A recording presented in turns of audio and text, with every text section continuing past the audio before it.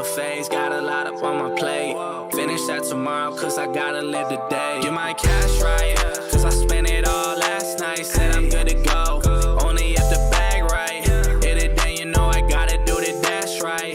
Told her how I'm living, welcome to the fast life. Get my cash right, cause I spent it all last night. Said I'm good to go, only if the bag right. Hit it, then you know I gotta do the dash right. Told her how I'm living, welcome to the fast life. Fast life, new chains. Shout out to Kicks and Dale. Y'all better wish me well. Too sick on a different trail. You know how I get down when it comes to the bag. When it comes to the raps, gotta pick up the racks. I'm running them laps, good ass weed. Waiting on me at the spot.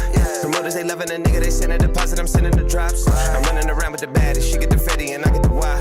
Business on the scene, might like the doors, I'm fucking the shop. The money is out of my range, need to hit the foreign exchange. Turn this cash to USD, right before I hit my plane. That's when I ordered my drinks, then I converted and wrote my verse to this. Right after my champagne, I'm counting my money like damn I work for this. Woo, now I'm landing, left you where you standing. Guess who still can't trust these hoes, I live them abandoned. I got shit to do, you can't fuck up my planning. If I wanna see tomorrow, then I gotta let it bang. Get my cash right, cause I spent it all last night. Said I'm good to go, only if the bag right. Hit it, then you know I gotta do the dash right. Told her how I'm living, welcome to the fast life.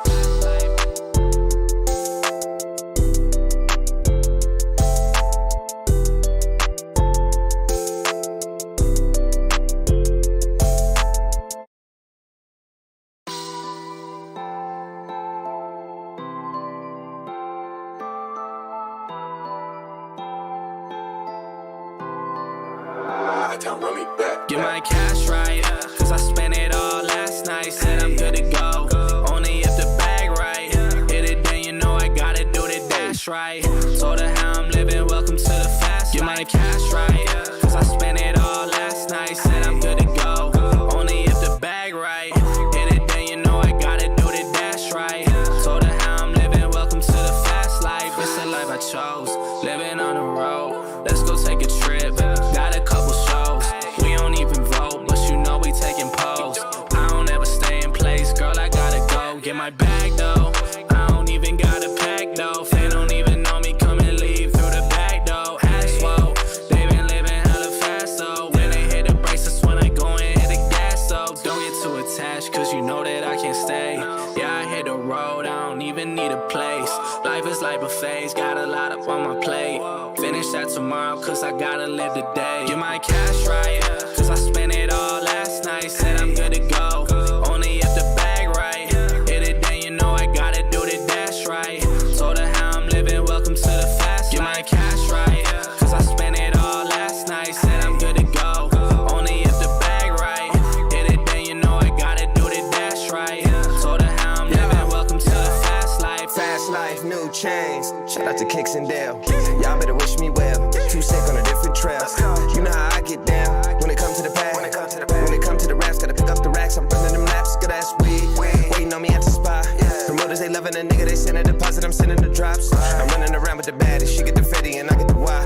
Business on the scene, might like the doors, I'm fucking the shop. The money is out of my range, need to hit the foreign exchange. Turn this cash to USD, right before I hit my plane. That's when I ordered my drinks, then I converted and wrote my verse to this. Right after my champagne, I'm counting my money like damn I work for this. Woo, now I'm landing, left you where you standing. Guess who still can't trust these hoes, I live them abandoned. I got shit to do, you can't fuck up my planning. If I wanna see tomorrow, then I gotta let it bang. Get my cash right, cause I spent it all last night. Said I'm good to go, only if the bag right. Hit it, then you know I gotta do the dash right. Told her how I'm living, welcome to the fast life.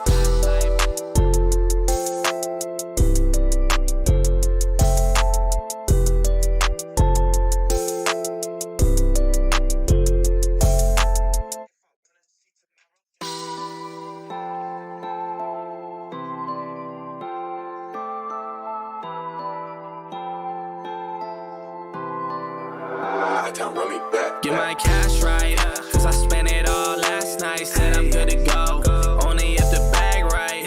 Hit it, then you know I gotta do the dash right. Told her how I'm living, welcome to the fast life. Get my cash right, cause I spent it all last night. Said I'm good to go, only if the bag right. Hit it, then you know I gotta do the dash right. Told her how I'm living, welcome to the fast life. It's a life I chose. Living on the road, let's go take a trip. Got a couple shows, we don't even vote, but you know we taking pose. I don't ever stay in place, girl, I gotta go. Get my bag though, I don't even gotta pack though. They don't even know me, come and leave through the back though. Ass whoa, they been living hella fast though. When they hit the brakes, that's when I go and hit the gas though. Don't get too attached, cause you know that I can't stay. Yeah, I hit the road, I don't even need a place. Life is like buffets, got a lot up on my plate. Finish that tomorrow, cause I gotta live today. Get my cash right, cause I spent it all last night. Said I'm good to go, only if the bag right. Hit it, then you know I gotta do the dash right. Told her how I'm living, welcome to the fast life. Get my cash right, cause I spent it all last night. Said I'm good to go, only if the bag right. Hit it, then you know I gotta do the dash right. Told her how I'm living, welcome to the fast life. Fast life, new chains. Shout out to Kicks and Dale. Y'all better wish me well. Too sick on a different trail. You know how I get down when it comes to the bag. When it comes to the racks, gotta pick up the racks. I'm running them laps, good ass weed. Waiting on me at the spot. Promoters, they loving a nigga, they send a deposit, I'm sending the drops. I'm running around with the baddie, she get the fetty and I get the why. Business on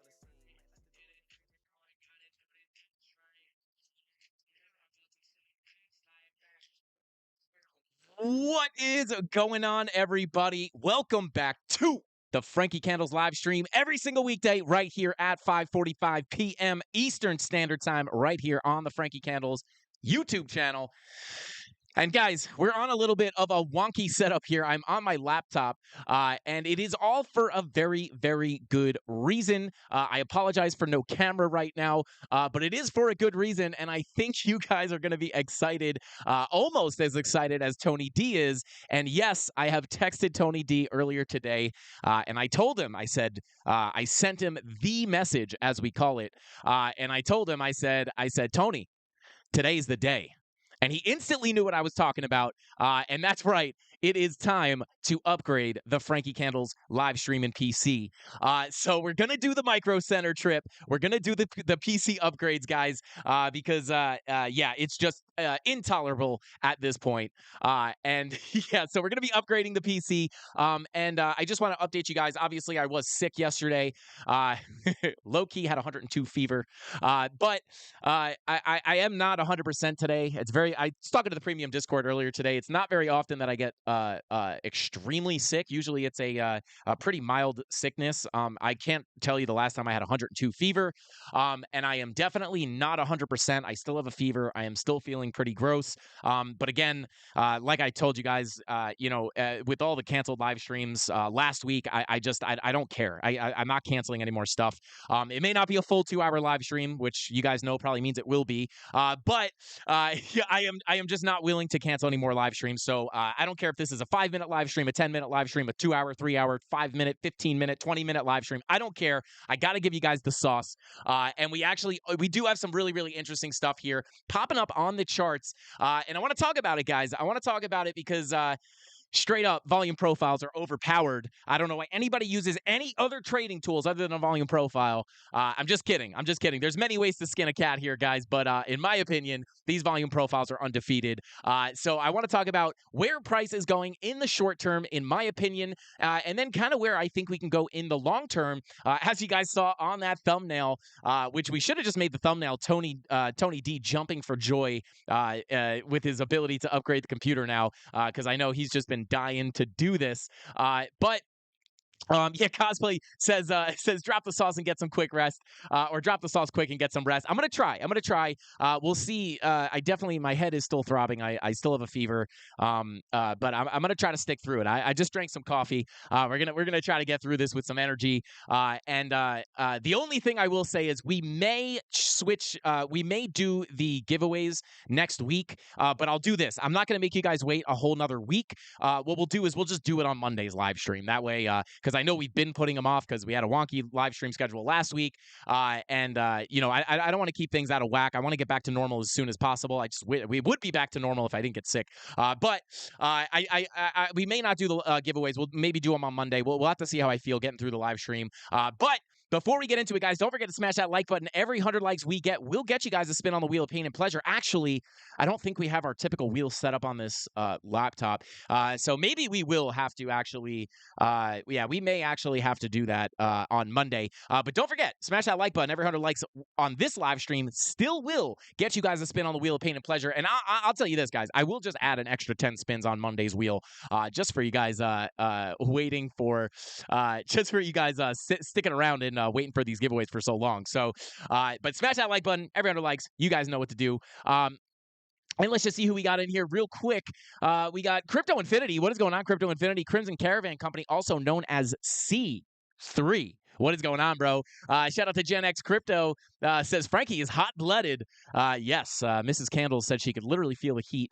She walked into into my studio yesterday, and she said that it was hotter in that room than the rest of the house. And then she got close to me and said I was literally radiating heat, which is kind of scary. And that's when she found out I had 102-point-something fever. And she gets very nervous about that stuff. I'm very much like, nah, it's fine. I don't want to, like, leave me alone. I'm looking at the charts. She's like, you need to go to bed, in bed right now. And I'm like, no. But yeah, apparently 102 is bad, like really bad. I mean, I don't think it's that bad. Maybe for like a kid, it's really bad, but I feel like I'll be all right. But anyway, let's see. Yo, shout out to True Duke. Said, "Come on, Frankie, don't be out there cooking your brain on account for us." Shout out to True Duke. Shout out to Top. Let's go. Shout out to you, bro. Thank you for being here. B-Rad Crypto in the house. Hodl Crypto, Jacko 24, Crypto Birdie. Guys, don't forget to show some love to our mods. You know who they are. Rob the Crypto Snob, Crypto Billy, Crypto Anon. I'm not sure exactly who's in here. Tyler Durden, Deep Petty Crypto. You guys know who they are. Show them some love in the chat. But without further ado, guys, last but not least, we got Mr. J throwing in a bing bong. Shout out to you, bro. But without further ado, guys, let's go ahead and jump on into the charts. Just imagine the cool transition into the charts, guys. I know there was no transition there. Shout out to Rob the Crypto Snob. What is up, bro? But here we are, guys. Let's see. Yeah, shout out to Miron. Hopefully I said your name right. He says, it's almost 4 a.m. at where I live. It's become my daily routine going to sleep after watching your stream. Shout out to you, bro, man. That's so cool. That's I appreciate that, bro. Thank you so much. I appreciate you for being here, man. And I again, guys, like I said, I know that, like, other than me being sick, obviously there was a lot of stuff going on. And this stuff is all settling down. It's going to take a little time to get everything all organized and reset up as normal, but we are going to get to normal as soon as possible. Luckily, we're at kind of the boring part of the bear market, so we had already thought about doing some shorter live streams so I don't burn out during this boring phase. So it's kind of all working out. And yeah, so but just yeah, thanks for sticking with us, guys. Appreciate you so much. Shout out to Ace as the GOAT is back. Frankie, let me hear that. Ma! Shout out to you, bro. He said, so I can judge just how fine you are. But real talk, man, stay healthy and take care of yourself. We need you in this industry. Real ones are scarce. Shout out to Ace. I appreciate you, bro. But here we go. I think that was probably like a B- goat noise. But it wasn't bad. I'm still kicking. But here we are, guys. Let's take a look at the charts here, because we are sitting at a pretty interesting level here, and we are really, really quickly, not going to dwell on this too much, but looking at this, let me turn off the local TA and just kind of look here at the main TA that I want to show you guys. And that's not what I wanted, guys. That's not what I wanted. I wanted to put this into local. And then I want to hide local. There we go. So here we are, guys. And raise your hand or throw an inhaler in chat. It's Rob and True Duke's birthday today. Obviously, let's give a huge shout out to Rob the Crypto Snob. Give him a big happy birthday, obviously, as his birthday is every single day. And True Duke, happy birthday to you too, bro. I'm pointing at the camera that doesn't exist right now. But shout out to you, bro. I appreciate you for being here. Have a great birthday. Hope you had a good day. But guys, here we are. Right. And we're sitting right now at the POC of the macro range. Right. And, not too unlikely to be here. Right. Because what happened? We came down to the value area low, and I'm not going to talk about all this. I know I talk about it like every day, but we found our bullish confirmations at the value area low. That's why I got into my long position at 25,250. And we simply have ridden this and expected this to potentially get us above the value area low. And then bing, bong, bing, bong, bing, bong. Shout out to Creighton C. You know where we go once you hold that value area low as support. And I know a lot of you guys do too. Spam that emoji if you know what I'm about to say. But once you flip that value area low to support that we all know, there you go. Shout out to Myron. Shout out to you. A-Train in the house. What is going on, bro? POC, POC, POC. Shout out to Creighton C. They don't call him Creighton C for nothing. It's because he's the king of POCs. But once you flip that value area low to support, guys, and I'm not going to pull up the clips from the live stream, but this is exactly what we've been looking for. Looking to flip that value area low to support. There's the POCs. Let's go, baby. Let's go. Once you hold that value area low to support, we are expecting to eventually and potentially get to that POC, which we did get that one liquidity sweep from up here that we were looking at on some older live streams. And now we're just kind of hanging out at the POC, which is to be expected. These POCs act as magnets, guys. That's why oftentimes around POCs, you will see price kind of cling to them a little bit, or at least near them, because this is the area where the most volume was traded, making this POC act as a magnet, not only sucking price up towards it, but also kind of making price cling to it, right? So we got that to play out perfectly. And the reason I bring that up, guys, is because although, trading is not that simple, the way the volume profiles work simply is that simple, right? You wait to get to the low, you wait to deviate from the low. This is where Bitcoin is oversold or undervalued. You look for long positions. Obviously, you're looking for specific confirmations. You're not just blindly longing every time you break a value area low, but you look for your opportunity to get into a long here and ride it back into the area of value, flip the value area low to support, and hit right up to the POC. And what did we see happen? We saw exactly that.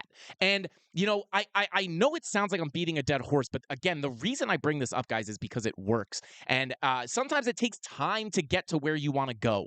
But what are we looking at now, right? So we know, all right, we went down to the value area low, we got up to the POC, and honestly, guys, I don't expect it to play out this well all the time, but it's just been that way recently, right? There are times where the volume profile does not work, but just recently, I mean, it's like looking for longs at the lows and shorts above the value area high, it's just been absolute home run every single time, at least when looking at this range.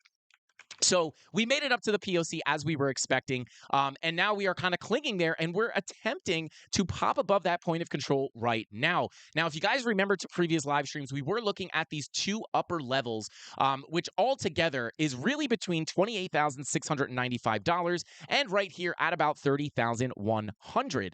Now, I want to talk about why I think Bitcoin could potentially make it even all the way up to about $30,400, but really, what we're looking at here is, I didn't know how likely it was that we were going to get all the way up to these levels, right? Because one of the other major levels we were looking at was right here at the POC, right? Obviously, that's your kind of first step when you're looking at the volume profile. You're looking to get to the POC first.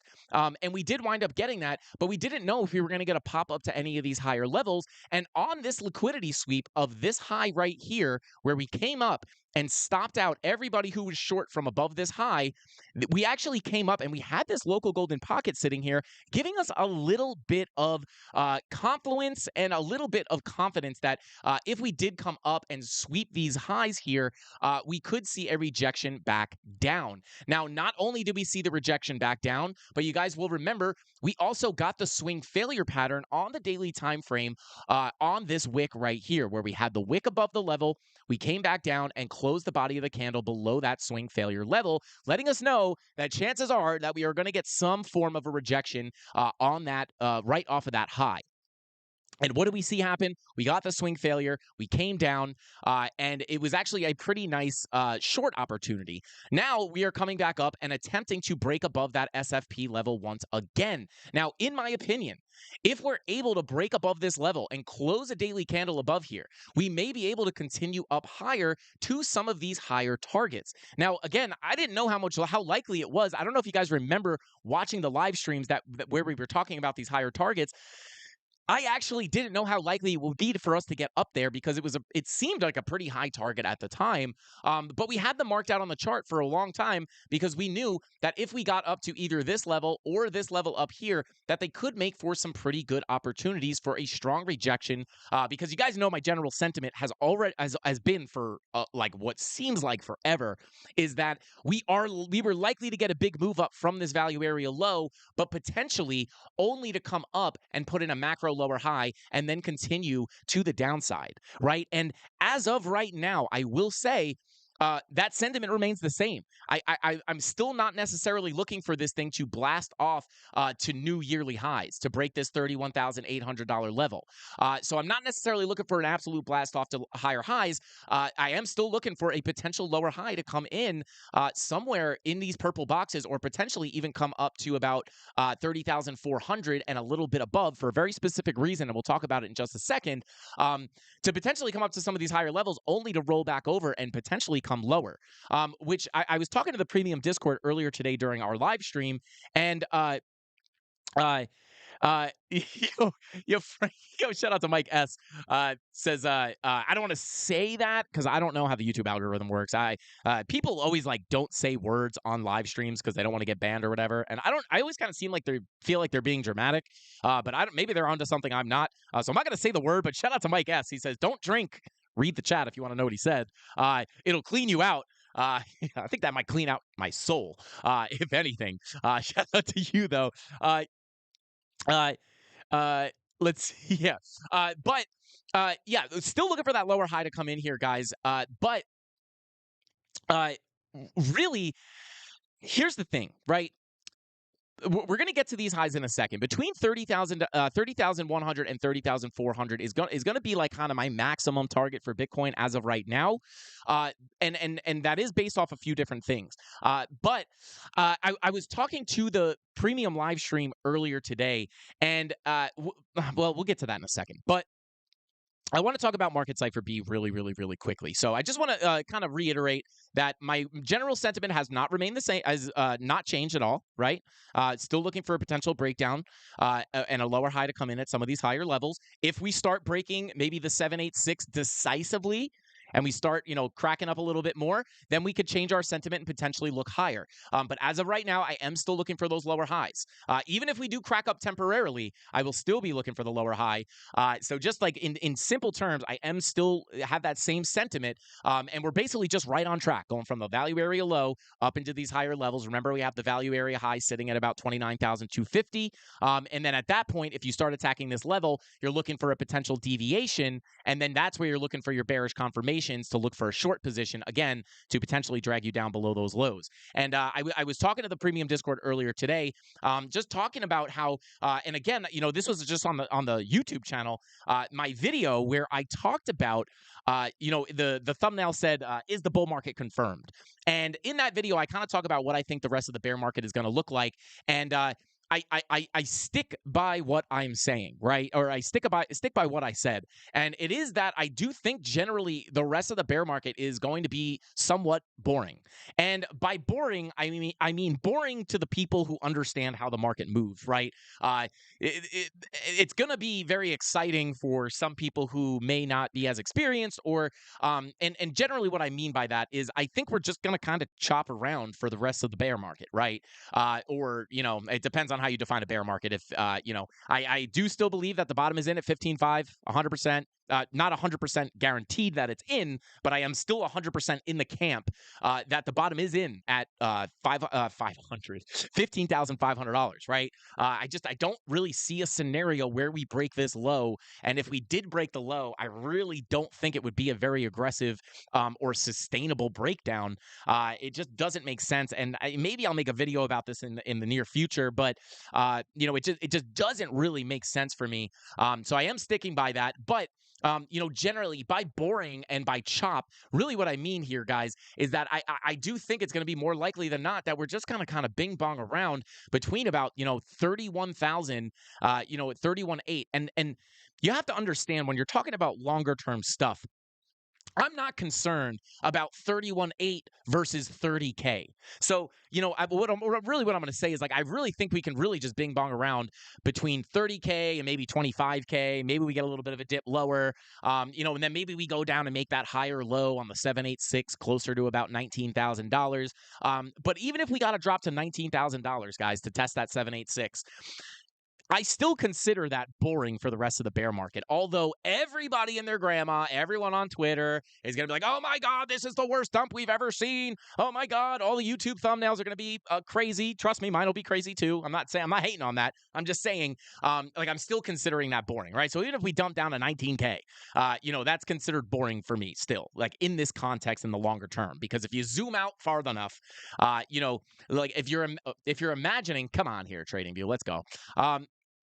If you're imagining that we're going to go off into another bull market, right? And if you believe that we are going to go into another bull market and Bitcoin is not going to die as an asset, then let's imagine that this thing lifts off and starts coming into, a wild bull market, right? We revisit all-time highs, right? And then we get another blast off. Maybe we go to 100K in the next cycle. And again, the all-time high predictions is going to be a whole nother video, whether we go to 100K or 750K, as some people think is going to happen. I'm more in the camp of between 90 to 100K, at least as of right now. Spot Bitcoin ETF can obviously change that.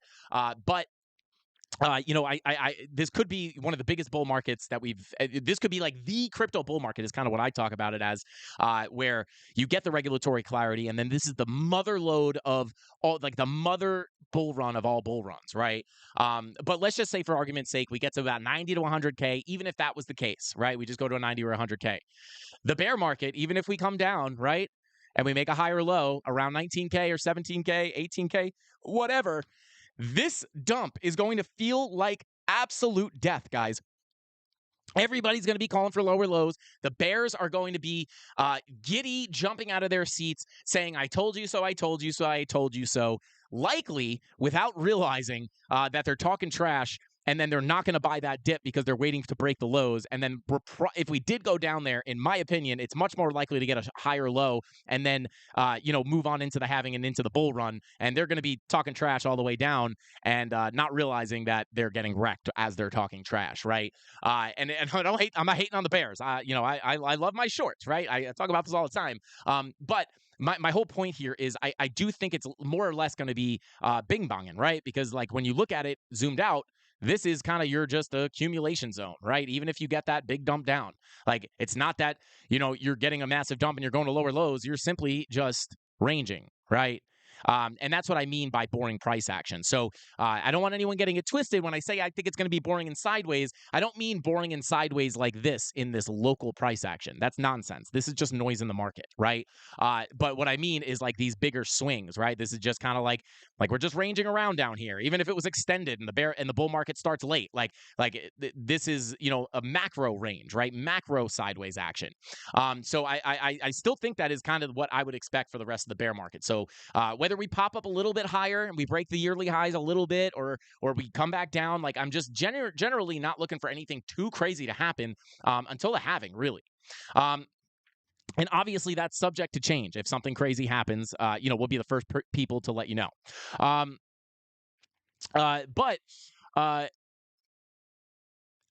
Let's see. Love the schlong. Wait, what?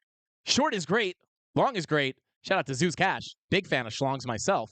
And he does mean shorting and longing at the same time, guys. Let's be clear. You guys are too funny. But that's kind of what I'm looking for in the longer term, guys. I just wanted to cover that because I talked about it with the premium Discord, and I think it's, if we do get a pump up here as we're getting this move up, I just don't want anyone getting freaked out if we start getting a dump. It's still just kind of sideways accumulation because when we're at 100K, if we go to 100K, you're not going to care if you bought. I want people to start putting this into context, right? Like you are certainly, if you're waiting to buy the dip, I'll say this, guys. This is not financial advice. I've been wrong before, and I've been saying this for a while, right? And I'm very open about when I DCA, right? I told you guys, as soon as when I started DCAing in was basically right after this dump, DCA, DCA, DCA, DCA, DCA, DCA, DCA, DCA, DCA, DCA, DCA, DCA, DCA, DCA, DCA, and then I believe I paused it here, and then we ripped, and then I DCA, DCA, DCA, DCA, paused. I didn't DCA over here. But in general, guys, if you're waiting to buy in for your, and I'm talking about long-term bags. I'm not talking about short-term trades. I'm talking about your long-term bags. If you're like waiting to not buy in with your long-term bags, I get a lot of questions from like friends and family, like, Frankie, when should I buy in? And I'm like, first of all, wrong question. You shouldn't be asking someone when to buy in, but obviously I get why they're asking me because I spend all day doing this. I do this full time. So I get what they're saying, but I always have to throw that in there. Like if you're just looking to ask me when to buy in, and that's the only thing you're basing your buys off of, you're doing it wrong, and you're almost certainly going to lose money because it just shows that you're not ready to invest if you're just looking to blindly follow somebody. So here's the thing. A lot of people tell me, they ask me, they say, like, should I buy in now or do you think we're going to dip again? Here's the thing. If you wait forever, those same people will ask me the question here, should I buy in or is it going to dip again?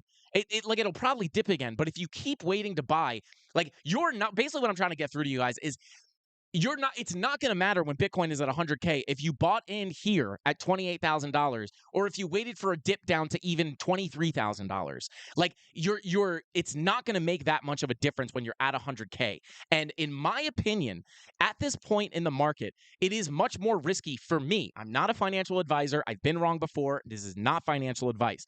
But at this point in the market, it is much more risky to be out than in. And that is my personal opinion. It is much more risky to be waiting for a massive dump to get in than it is to just get in here or put 50% in here, and then if you get a dump, buy a little bit more, right? So when these people ask me, should I buy in now or is it going to dip? I basically tell them, listen, I can't tell you what to do, but if I were you and I was completely out of the market, at least as of right now, like I would half now, half later, right? Or some now, some later, right? Just start DCAing now. Because if you just wait forever, if you're waiting for 10K, like I'll tell you that, like please, like if there's anybody in the mafia out there waiting for 10K, again, you don't want to follow anyone blindly. But if you're waiting for 10K, 8K, I'm not saying that it cannot ever happen. Anything can happen. We all know that. But in my personal opinion, don't be the ones that, like, the same way that there were people in the bull market waiting for 100K and those people got wrecked. These bears waiting for 10K could be in that same situation where they're getting greedy. They don't want even a $18,000 Bitcoin. They want $10,000 Bitcoin, and that's it. So especially if you believe in Bitcoin long term, if you believe in Bitcoin, if you believe in the technology, if you believe in Bitcoin, if you believe in cryptocurrency in general, and you don't think this entire asset class is going to die, then there's no, like, there is one thing that is going to be likely very certain in the future, guys, whether it's 5 years from now, 10 years from now, 2 years from now, or 6 months from now. At some point in the near future, if Bitcoin keeps behaving the way it's been behaving through its entire life, you are likely going to be at some point looking at this price going, dang, man, I can't believe a $28,000 Bitcoin was a thing. I wish I was buying it back then. You're not going to care that you bought a $28,000 Bitcoin and not a $27,000 Bitcoin, because if Bitcoin is sitting all the way up here, guys, right? And I'm making this up. This is $250,000, I think. But I'm not saying it's going there. But I'm just saying, at one day when Bitcoin's all the way up here, you're not going to care if you were buying on this pixel or that pixel or this pixel or that pixel or this pixel. You're just going to care that you were buying down here somewhere or even over here somewhere, right? Like in 2018, if you were looking to accumulate in 2018, did you care, right? Like you probably had people on Twitter, when people bought this dip, right? They bought the dip. This is the bottom, guys. This is the bottom. I'm buying in. And then they got another dump. All the bears were probably like, see, the idiots buying up here bought the top. No, they didn't. No, they did not even close. Because when you're up here, you don't care if you bought your Bitcoin here or here. As long as you bought it somewhere down here, you made an absolute killing. So don't nitpick for a few $1,000s, guys, or you're going to wind up sitting out of the market forever. Not financial advice. This is only for fun. I do this because I like it, and I could be wrong, but I just don't want anybody thinking that this thing is guaranteed to go down because someone on Twitter told them it's going to. So there you go. No, Nate, no, that's no, guys, I didn't mean that. He said, that's it, I'm all in now. But no, for real, obviously, you got to do your own due diligence. I'm not a financial advisor, but just in my own opinion, I really just think it's more risky to be out than in. Let's see. Shout out to Dave Digital. Thank you for the super chat, bro. He said, so you said all that to say scalp short Bitcoin now at 28K? Yo, shout out to Dave. Thank you for the super chat, bro. We're going to get into the local price action right now. But in the grand scheme of things, guys, just because we're seeing things play out as we thought, I just kind of wanted to reiterate that stuff because I think it's really important. I just don't want anyone in the mafia. And again, listen, if it goes down to 10K, like I said, like I'll buy some more at lower prices. But I really hate to see people get left behind if that is going to happen. But again, remember, nobody knows. Not me, not anyone you watch on YouTube, not anyone you follow on Twitter. Nobody really knows. Everybody's making assumptions hopefully based off information like we do. But Hannah King, shout out to Hannah King. Thank you for the super chat. Said yes at Dave Digital. Yes, he did. But speaking of those scalp trades, guys, let's go ahead and zoom into the lower price action or the lower time frames here and see what we got going on. Now, we are starting to get a little bit of a rejection off of this SFP level that we have, which is obviously already swung failed. But here's the thing. Based off the macro volume profile, we could be looking at a potential move up into the value area high. Now, if we do get up there, again, if we revisit this level and we start tapping this golden pocket, I will be looking for swing shorts. If we get a little bit higher than that and we get up into our second purple box, I will also be looking for swing shorts. I may even build some lower leverage positions, some lower leverage, bigger, higher capital, lower leverage positions, right, on the way up. Maybe I enter a little bit down here. If we push up a little higher, I build the short. I add a little bit in here. We push higher, I build a little bit in here. And then if we start cracking these levels decisively, and I'm going to talk about these levels and why they're important. At some point you got to take a loss and go home licking your wounds. But I just really do think once you get up to this value area high, it's likely that you're going to see some kind of a rejection, even if you got some kind of a big wick up. So plan stays the same for the most part. As price action's moving according to our plan, right? So let's go down to the lower time frames here, and I want to pull up the local TA. We'll turn off the macro here.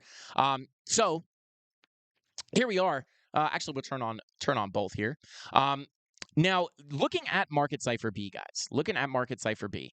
On the weekly, money flow is back in the green. VWAP is kind of rolling over, not too aggressively, but I'm not really taking that to the bank just yet. This is going to take too long to play out. So let's go all the way over to the 2-day. So this is kind of where things get a little bit shady. And the reason for that is because, remember, we're looking at the money flow to help us indicate the longer-term trend. And I will say this, the daily money flow and the 2-day money flow is actually looking pretty bullish, guys. It actually does look like we could potentially get that move up into our levels that we've been watching. And more specifically, this daily money flow crossover into the green is pretty nice. I'm not going to lie. Got a nice little trend to the upside, nice curvature at the end of that, right before that crossover. And that could easily have the power to bring us up to these levels. So as far as Market Cipher B's money flow is concerned, it does look like we could get to the top of this range now.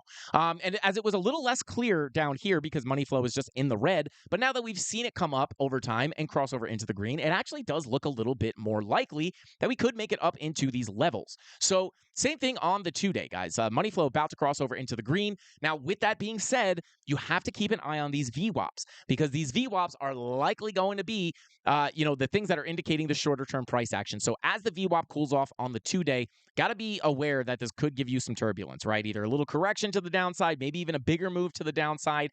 Because one thing is for sure, likely the price action is going to be messy. It's going to be boring. It's going to be confusing. And it's going to make you think, oh my God, we're going to zero before it hits the target you're looking for, right? It's going to try to fake you out and then get to that target. So, but that's why we look at the money flow for the longer term price action and the VWAPs for the shorter term price action, because it helps you anticipate these moves. So if we got a sharp move to the downside right now, we'd be like, okay, well, we're expected that because of the red dot.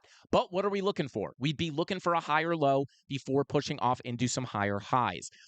So again, this I feel like I've been doing the same TA for like a month and a half now. And the reason being is because This took a long time. This took a long time, right? This was even kind of a nightmare. So things take a long time to play out, and we've been looking for the same thing, and it's just kind of been tracking along what we've been expecting. But it just takes a long time, right? Especially in these sideways markets. So money flow looks good on the 2-day and the daily. 3-day money flow starting to come back up again. You got to watch these VWAPs, but the higher time frames take a long time to play out, right? So this VWAP still has a decent trek all the way back down to that 0 line. Oh, Dave Digital, thank you for the super chat, bro. He said, "Did you see Miss Teen Crypto's message to you, Frank?" No, I didn't. Dave, can you give me the TLDR or let me know where I should go looking for it? She sent me a message.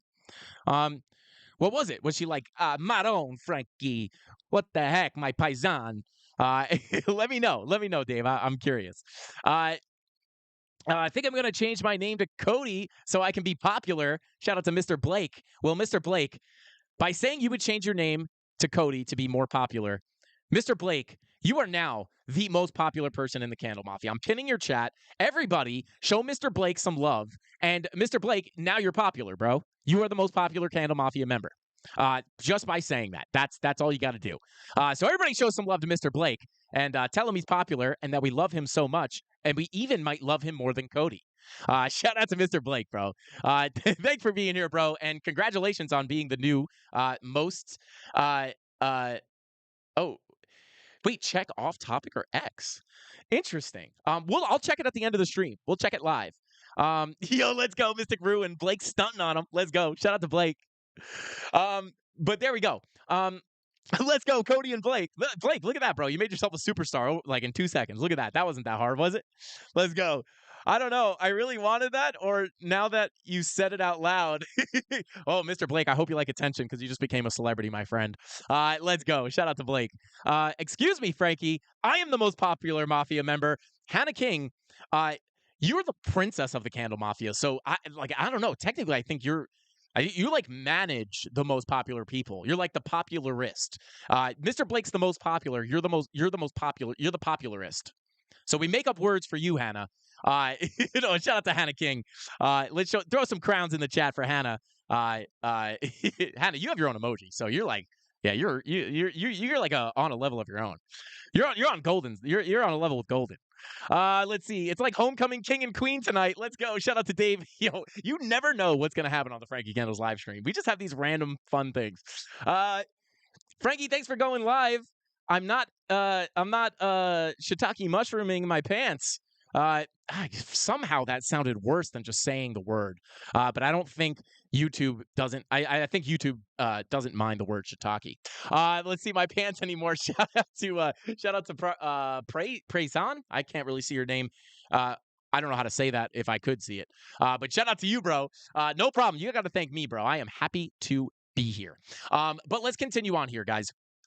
Higher time frames, 4-day VWAP. Like, this is going to take time to cool off, but it's something we got to keep our eye on. But in the short term, like kind of a fresh green dot on the daily, right? If we get that, we had a red dot earlier today, but it unprinted. So if that red dot does not come back, and this holds, it could be a signal that we're going to get a move up.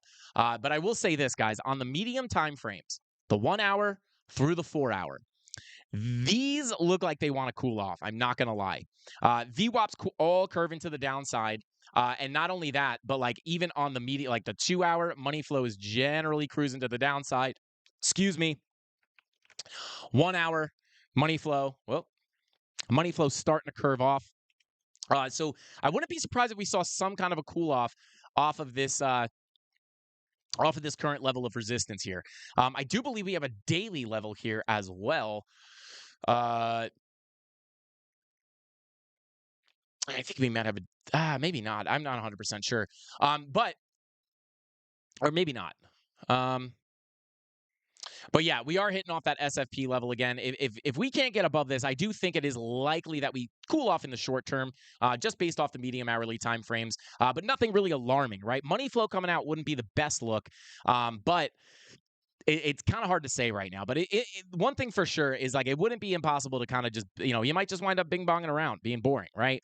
But in the medium term, in the local or shorter term, I wouldn't be surprised if you get a little bit of a cool off here. Like even your 90-minute red dot is looking to print, 45-minute curving back to the 0 line. Same thing on your 30-minute, 24-minute, looking for a red dot.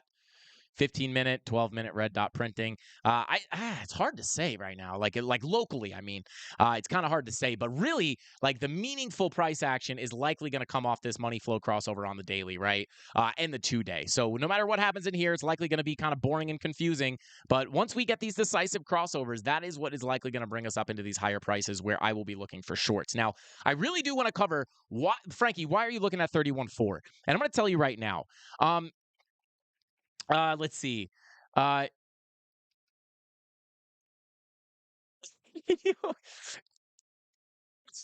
yo, what is? Shout out to Dave Digital says secretly switching the link now. Winky winky. I don't know what that means, Dave. I don't know what that means. But one thing is for sure, you were always up to something. But that's how we like you, Dave. That's how we like you. But let's see. Tony D said check off topic. I vetted it. It's worth a watch.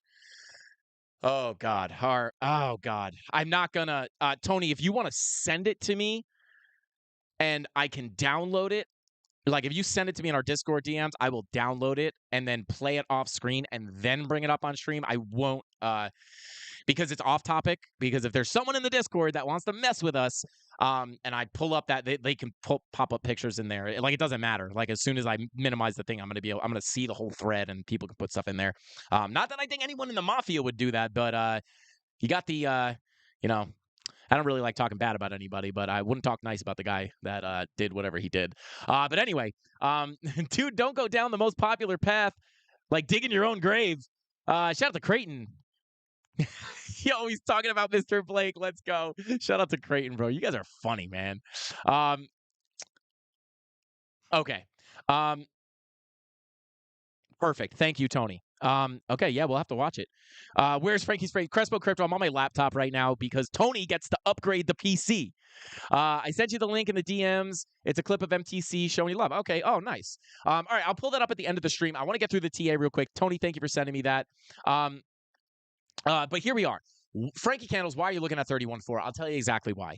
And the reason is, number one, obviously we have the 786 retracement of our entire move down, right? Now, when we're pulling these fibs, guys, let me hide all the TA real quick. We'll start with a fresh chart. And I'll drag this into local. And when we're pulling these fibs, guys, the full Fibonacci retracement level or the full golden pocket retracement level for our... Hang on, why is this not extended to the right? Come on. My own. What is going on over here? Okay, there we go. So our full Fibonacci golden pocket retracement is coming in right here where we almost tapped it. We didn't touch it completely, and you want to be careful because oftentimes when you front run a golden pocket, sometimes you can come up and actually tap it. And I've actually stayed out of pretty bad positions by not FOMOing in on a front run golden pocket, right? Oftentimes it will come up and actually touch it. But the reason I bring this up, full golden pocket retracement and the 786 retracement of that fib pull is coming in right here. Hang on, you guys are seeing me like evolve in front of your eyes. It's not often that I permanently change a part of my charts, but I've decided this is like the fourth time in the past 2 days that having my numbers on the left has been extremely annoying. So I'm moving them to the right. Now my charts will always look like this now. You guys just witnessed history in the making. They've evolved. I didn't always have the chart looking like this, guys. My market cipher B didn't always look like this, but now it would be weird if it looked any different. But now here we go. Fib levels on the right. I don't know if I like it, but it is definitely easier to read. 786 coming in at 30,098. Now, this is one of the reasons why we're looking at those big purple boxes up here, right? Because you have the 786 right there. However, oftentimes when you come up to hit that 786, you oftentimes will wick above. And where are we likely to wick to? Now, here's the thing. We likely have a lot of people short from above these highs and above these highs and above these highs. What does this mean? This means that there is obviously going to be a lot of stop losses above these highs. What does that mean? A lot of stop losses equals what? What are stop losses? Stop losses equal liquidity. What is liquidity? Liquidity is money. What are stop losses? They're essentially money sitting in the market. Now, what do we know about liquidity? We know price is attracted to liquidity. And if we come up here to that 786, price might want to go up and stop out all those people who are short from above these highs. So in that case, these wicks, this wick right here, which is the tallest wick, let me go ahead. Shout out to Wick 589. Wick, you're in chat, right? Shout out to Wick. I'm sure he's here. But if we're looking at this wick right here, this wick, $30,418, $30,000, $30,418. This would be kind of the level that I would look for a swing failure on, because again, you probably not only have a lot of people short from up here, you probably have people short from up here, people short from up here, and up here, right? So there's generally a lot of stop losses above these levels, right? And obviously, there's going to be stop losses up to this level, but probably even maybe a little bit above, right? So if we come up here, I will be looking, even if this is why when I was just talking about coming up for the 786 retracement, we don't need a direct retracement off of the 786. Oftentimes, we will wick above it. And in this case specifically, we would likely wick above it for that reason, to stop out everybody short from up here. Now, the real question is, and obviously we have, I've been showing this more often on the channel lately, and that is the liquidation heat maps. And if we come up here to, let's see, the 3-month chart, will that pull it up for us?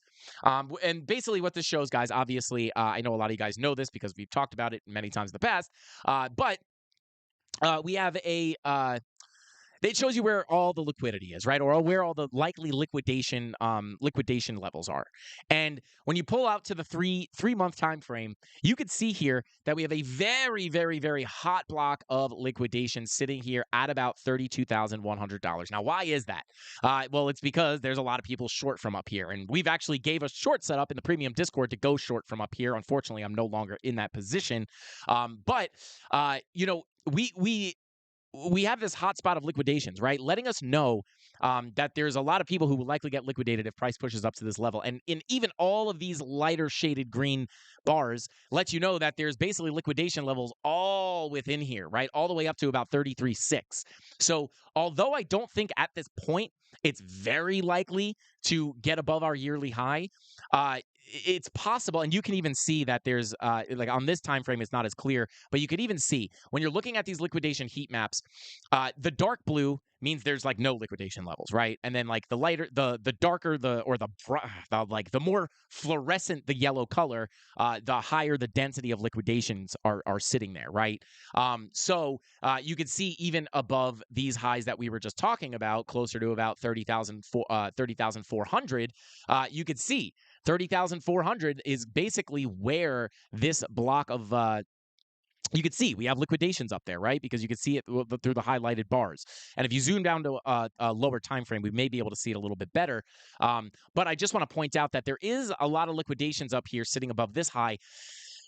But I still think that if we came up here, I just don't know if we're going to crack this and just keep going. I really do stand that we won't break this yearly high, at least as of right now. And if we were to do it, it would be to just stop out and liquidate this whole chunk of liquidations up to about $33,600. And then if we come down to a little bit of a lower time frame, something like, say, the 3-month, let's see if we can. Let's see. Yeah, that's 31.8. Let's see. So these highs right here. Yeah, you could see it perfectly right here. 31.4, right? You could see right here this chunk of liquidation sitting right here, right?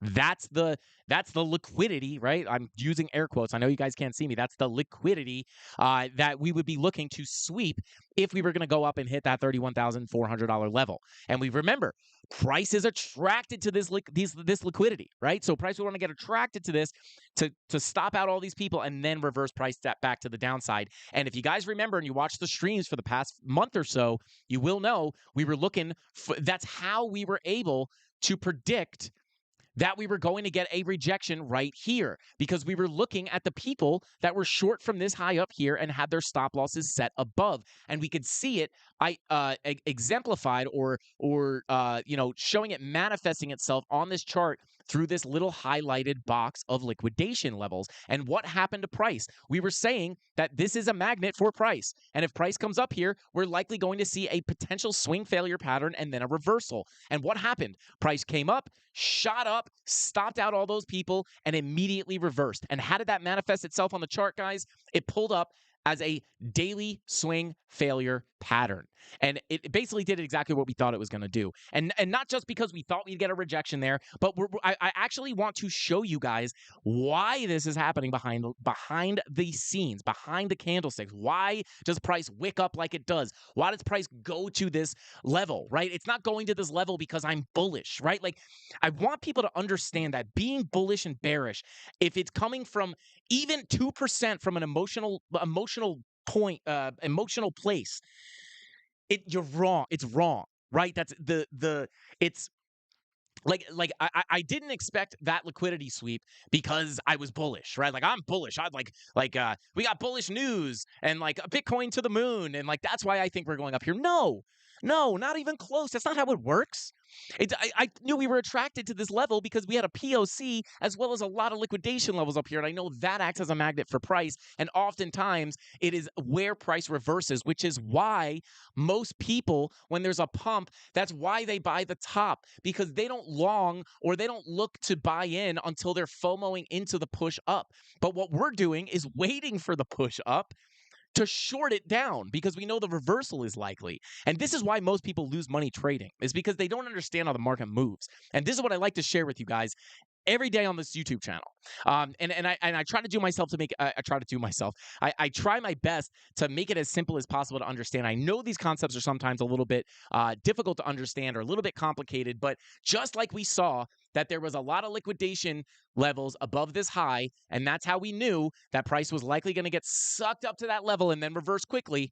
In that same fashion, we now know that because we just looked at the liquidation heat map, that all the way up to about $31,600 right here, all the liquidity above here, if we sweep it, price might likely be attracted to this at some point. It doesn't mean immediately, but at some point, it may get attracted to here and then get sweep all that liquidity and then get a rejection to the downside. The difference here is that, in my opinion, it's much more likely that if we sweep these highs, that this is where a bigger dump would come in rather than right here. We were kind of unsure if this was going to be the lower high before a bigger reversal to the downside. And at least at this point, until we break this high at 28,630, this is, until we break this high, this could be the lower high that we've been waiting for to get a bigger move down.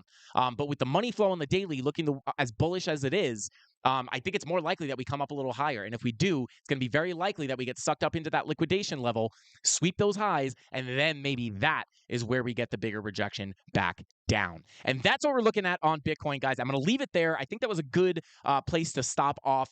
I think it was very clear about showing the liquidation map and helping you guys understand why price moves and why it goes where it goes, and why we see reactions at these levels. And shout out to Miss Teen Crypto. Hey, Miss Teen Crypto, your ears must have been ringing because the Mafia was just talking about you. Shout out to Miss Teen Crypto. She said, Dave Digital, thank you for the super chat, bro. He says, we have a guest here, Her Majesty Miss Teen Crypto. Shout out to Miss Teen Crypto. Thank you for tuning in. We love when you pop into the chat. What's going on, Miss Teen? We are about to... at the end of the stream, I heard you were, my ears were ringing earlier today, and the Mafia told me that you mentioned me earlier today, and we're going to go ahead and we're going to check it out at the end of the stream. I guess there's a clip or something. I don't know what's going on, but we're going to play it at the end of the stream. So shout out to Miss Teen Crypto. Thanks for always popping in and showing love to us. Let's go. Show Miss Teen Crypto some love in the chat, guys. Let's get it. Wick said, make way for him, TC. Yo, shout out to Wick. Let's see. We got Satoshi Nakamoto in the chat. What is going on? Show some respect to the creator of the big orange Bitcoins. Let's go. Shout out to Satoshi Nakamoto. Shout out to Satoshi. Let's see. Let's go. Hey, shout out to Ann End says, I know Miss Teen Crypto. I subscribed to her like 6 months ago. Let's go. Shout out to Ann. I think you're pretty smart. I think you're smart. Noranin says, can we do analysis of H-bar for one of the alts? Noranan, yes, we can. Done deal. H-bar on the list. Let's go. So there you go, guys. That's what we're looking at on Bitcoin. Other than that, guys, I hate to be boring, but kind of just right on time. Right on time here. within the volume profile, going from the lows up to the POC. Can we make it to the high? We don't know yet. But if we do, this is something that I would be looking for. So let's go ahead and move on to some of the altcoins, guys, before we wrap up the stream. And let's go ahead. We'll start off with Ethereum. Maybe we'll do a little bit of DXY. We'll do kind of our general analysis on that stuff. And then we'll move on to HBAR, XRP. And then we'll take Rob. Let's do like 2 requests. Let's do like 2 requests because I do want to hop out a little bit earlier today so I can get some full rest and come back on Monday fully locked and loaded here. Shout out to Dave Digital says, Hannah, you are the Mafia princess. Absolutely. Shout out to Hannah King. I was talking to Hannah in the DMs last night. Shout out to Hannah. We love you, Hannah. Let's see. Wait, hang on. Is Crimson's girlfriend says Crimson Caravan Company. He's walking the dogs? He's picking up dog poop? That's hilarious. Guys, I'm getting the itch for a dog. Let me know in the Q&A, guys. Before we do Ethereum, I'm opening up the Q&A. I'm not going to be able to get swayed on what kind of dog I'm getting. I know what I want. And it's like almost impossible to talk me out of it. But there's a couple that I'm thinking of. What kind of dog, if I were to get a dog, what kind of dog should I get? Let me know. I just opened up the Q&A. Let me know. And let me know why. Say, get this kind of dog because this. But I will tell you guys this. I'm almost fully set on getting a German Shorthair Pointer. I've had them my whole life. And they're the most, I've grew up with them my whole life. I personally haven't bred them. My father's bred them. And they're like some of the best dogs. I love all dogs, but I have a special bond with German Shorthairs. I also like to hunt with them. So, yeah, labs are loyal. That's for dang sure. Dave Digital said, I not only understand, but I am at your service, Your Majesty. Yo, shout out to Dave, bro. You're funny, man. Let's go. Great Danes. Those are another one of my favorite breed. I'm a dog maxi, guys. I'm not going to lie. It's going to be really hard. It's just like it's so hard for me to like. There's no dog that I can hate on. I'm not gonna lie. Like I definitely am more of a big dog guy, but I still love little dogs. French bulldogs. I'm also kind of into getting a French bulldog, but they have a lot of health problems. I've heard.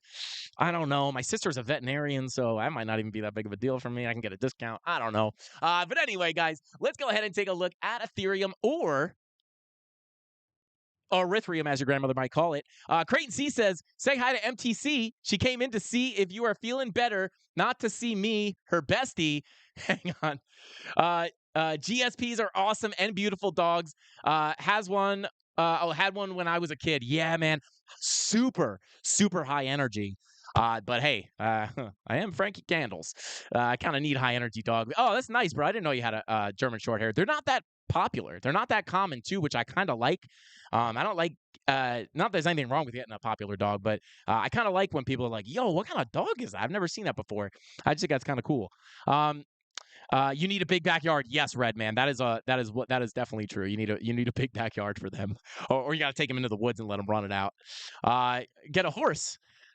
I grew up with horses. My sister has a horse. She has a barn at her house with multiple horses. She has like 3 horses at her house. It's crazy. She's got a house with a barn and fields and pastures and stuff. It's crazy. I could never do that. I couldn't be bothered to take care of all that, to be 100% honest with you. But let's see. Went to a rodeo this weekend, guys. Anyway, let's get back to crypto, guys. But yeah, you guys saw me hanging out with the goats. Saw rodeo as well. Anyway, here we go, guys. You never know what Frankie Candle's doing on the weekends. You could bet this. If I'm up to anything, I'm probably like out doing something hilarious with Mrs. Candles, like talking to goats or going to a rodeo or something. It's never like the typical thing that a person does. Anyway, here we are, guys. Looking at Ethereum. What are we looking at? Did we not look at Ethereum? Yeah, we didn't even look at Ethereum. I can't, guys. I can't. You can't make this up. You can't make this stuff up. Look at this. So what were we looking at on Ethereum, guys? We're looking at this volume profile, right? And we were talking about how, hey, we went from the low to the high, kind of bing-bonged around, back to the high, and we weren't looking for anything exciting to happen on Ethereum until we broke this value area high, sitting at about $1,660. What were we looking for if we broke that level? We were looking for a potential pump into some very key levels. What were those key levels? Well, the one that we were looking at specifically was going to be this level right here, coming in at about 1760, and that is the value area low of the previous volume profile that we were looking at. And we said, hey, If you get a move up into that level, that might be a good place for us for some kind of a rejection back down. And then if we were able to break above it and flip it to support, that's where we could look for higher prices on Ethereum. And I hope some people watching right now remember us talking about this, because if you're able to learn this and apply this to your analysis, this is like, I like to give you guys actionable stuff that if you watch my live stream, I'm hoping that at least one person is able to see that and be like, let me go to my chart and set it up like this, and then let me see if it plays out like it does when Frankie talks about it. And if I can get one person to do that, and like, I want you guys to be able to leave this live stream and immediately go to your chart and apply what I'm teaching you and see it work for itself, right? And this is a perfect example where we were looking for that move up into the value area low, where we would either, like, we don't know if we're guaranteed to get a dump from here, right? So if you're listening to anybody who's saying, once we get here, guys, short it to zero, like, that's not how it works. You have to wait till you get up there to assess the situation. And once we got up here, we knew that if we started getting bearish confirmations or bearish signals, we can get a rejection. But if we were able to get above this value area low and hold it as support, that's where you look for a bigger move up on Ethereum. And in my personal opinion, with the way this money flow looks on the 16-hour as well as the daily, still coming up, kind of coming out locally here, but once that VWAP rolls back up, you should be able to get dragged back up towards the green. But if this money flow all continues to come back up, guys, and you got a nice little bounce here as well, but if this money flow continues to come up and you get that green dot on the daily and the money flow crosses over into the green, you may be able, like, you may just be starting your journey, right? You have a high, a low, high, higher low, higher high, higher low. On the next higher high, you may be able to flip that level to support and then get up potentially. Obviously you're going to get some resistance within this range, but eventually it might wind up leaving you at about $1,930. And that's kind of my high target. Just like my high target for Bitcoin's at about 30,400. I guess we can move that to about 30,600 while looking at the liquidation heat map. But, Bitcoin to 30,400, in my opinion, is in the cards. Ethereum to 1930 in the cards, right? Based off of this analysis, right? So, and again, like, what happened? We got up to the value area high. I didn't zoom into the lower time frames yet, but obviously we didn't get bullish confirmations because we didn't flip this to support and continue up. So we got the rejection. So this is how we play it, guys. And I think we were even looking at the VRVP, letting us know that volume, once you get above this high volume node, as long as you stay above this high volume node, volume falls off pretty good all the way up to the point of control, basically, of that previous range, right? So there's just like nothing but air, right? I mean, what happened? We have this high volume node, which is basically what we rejected, which is very close to the value area low of that previous range. But we were expecting quick move through the gap, potential rejection on the value area low. We got it. But as long as we're holding above this high volume node here, we could easily continue to start working our way up. And then the next biggest obstacle would be to flip this high volume node in the value area low. And then once that happens, I mean, 1815 is very likely. And then that's kind of where, like, your real resistance starts to pick up. You actually have another value area in here that you would have to battle once you get up to those levels. I mean, I could even pull it for you guys. Right here, you have another, well, let me unextend it to the right. You have another volume profile here, right? That you're going to have to get above this value area low before you can see that value area high. So it's all ranges within ranges, but just looking at the volume here, guys, if you could hold above this high volume node, you could just work your way up through this low volume gap, flip this high volume node to support, get above the value area high, push it up to this shelf of volume, and then you got to start battling all this nonsense here. But, at the end of the day, 1930 is not out of the cards for me for Ethereum with the way money flow looks, especially because we've already broken out. I don't love that we got accepted back into the value area, but the fact that we're still above this high volume node makes me feel pretty good. So with money flow, looking for, again, just to get back out of this, and we're also putting in higher lows, right? That's another good thing, right? Putting in those higher lows, right? So as long as we continue this bullish market structure, put in another high, even if we put in another higher high, hung out around here and then dumped again, and then got the move up. We could just continue to start working our way up. It doesn't mean we have to immediately yeet up to 1930. It's likely going to be annoying and boring, and you're going to think it's dumping, and then it's going to pump. But when you zoom out a few days from now, it's going to look very clear, what happened there. So just could not play out any better. Like, I really wish we could find clips get clips from the previous streams because it's like exactly what we were looking for it, and it played out perfectly. Now, obviously, we front ran the level slightly, but that's why you're going to the lower time frames. And what is the lower time frame saying? Are we getting a liquidity sweep? Are we getting bearish divergences? And you did. You had bearish divergences here on the 30-minute. Bearish divergences on the 15-minute. I don't know if we're gonna have bear div.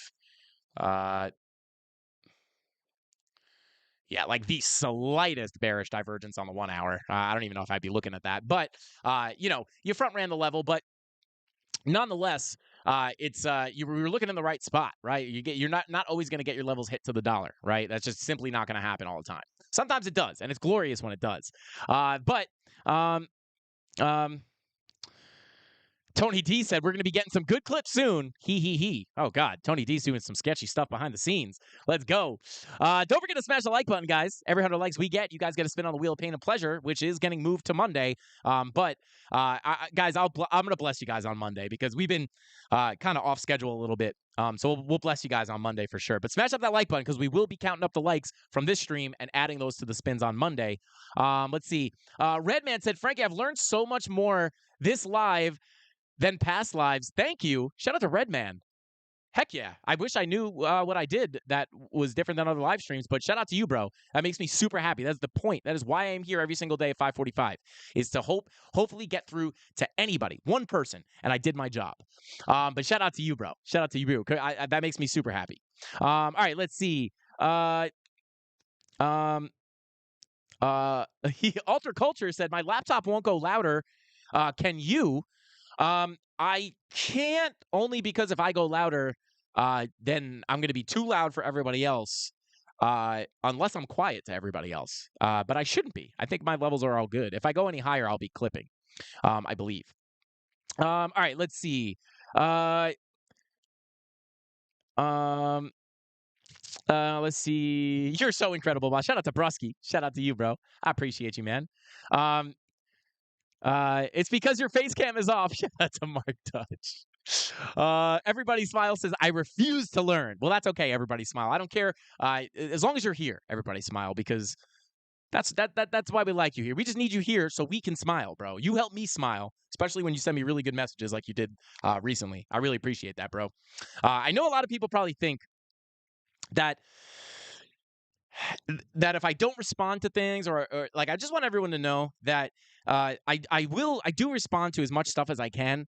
I was talking to Hannah King yesterday, and just because I happened to see a message and I wound up answering it, but I will eventually answer all messages. It may take a long time, but I just want you guys to know that oftentimes, even if I don't answer, sometimes I do see it and read it, but I don't want to give a nonsensical, quick little answer. I like putting thought into my answers to people. Like, you guys show up for me every day, and like, I want to give you guys thought. I want to put thought into the responses I give you, and like, I actually want to talk to you when I have time.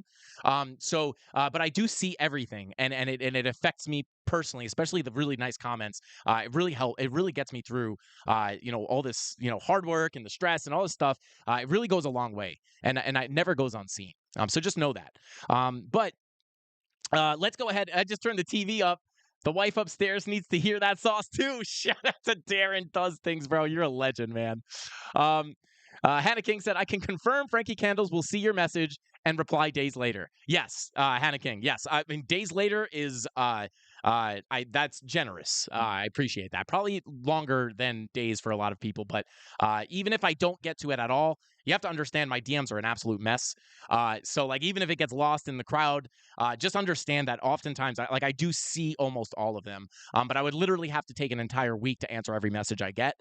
So it's gonna be impossible to get to everyone, but I do read them all. And they never go unseen or unappreciated. I appreciate every single message I get, even if I don't answer it. Shout out to Norton, says, Godfather Frankie, the candles. Remember, get better quick, my dude. Shout out to Norton, dude. I appreciate you so much. I should be back to normal on Monday for sure. I already feel a good bit better today. Definitely not 100%, but I do feel a lot better today. Yesterday, Not so much. I have not been sick in bed like that in a long time. But guys, that's what I'm looking at on Ethereum now. Again, that money flow crosses over. We're still waiting, just like we were waiting for the breakout here for a move to the upside. Same thing. We got to break that value area high. This is what we said about Ethereum the other day. If you break the value area high, that's your first door to higher prices because it could bring you up near the value area low, which is what happened. And then the second doorway to higher prices is the value area low coming in at 1760, which could bring you up to the POC of the range, which is sitting at 1850. So doorway to higher prices, number one, value area high. We're kind of tapping on the door right now. You break out of here, get a quick move up to the value area low, previous value area low like we did here, break above this level, looking for a move to the POC. And honestly, once you get to the POC up here close to about 18K, you're going to hit strong resistance. So just be aware of that. But there you go, guys. That is Ethereum. And let's go ahead and take a quick look at HBAR, and then we'll take a look at XRP. I was like, what is the one everyone wants to see? Let's see. Crypto Killer Whale, you got friends here. Wait, hang on a second. Killer Whale just say he don't got friends. Where is he at? Crypto Killer Whale said, God, I need friends. Crypto Killer Whale, you got 478 friends right here with you right now, bro. Actually, 479 because I'm here too. Shout out to you, bro. We love you. All right, let's continue on. Pull your fib Friday. Shout out to Jessica, our female CandleMafia representative. Pull your fib, baby. I don't know what you guys do when I pull fibs. I'm always out of the loop here. But I always see Rob saying some kind of crazy stuff about pulling fibs and something. I don't know. But anyway, let's continue on. And let's go ahead and take a look at H bar. Not HJ bar. Let's see. Let's go to we'll go to the Bybit chart. Okay. So here we are. Well, hey, we haven't looked at H bar in a while. Levels are respected for sure. Little bing bong, little bing bong, little bing bong, bing bong, bing bong. Okay. I can't hate that, but let's go ahead and start off fresh. That is old TA. Let's see.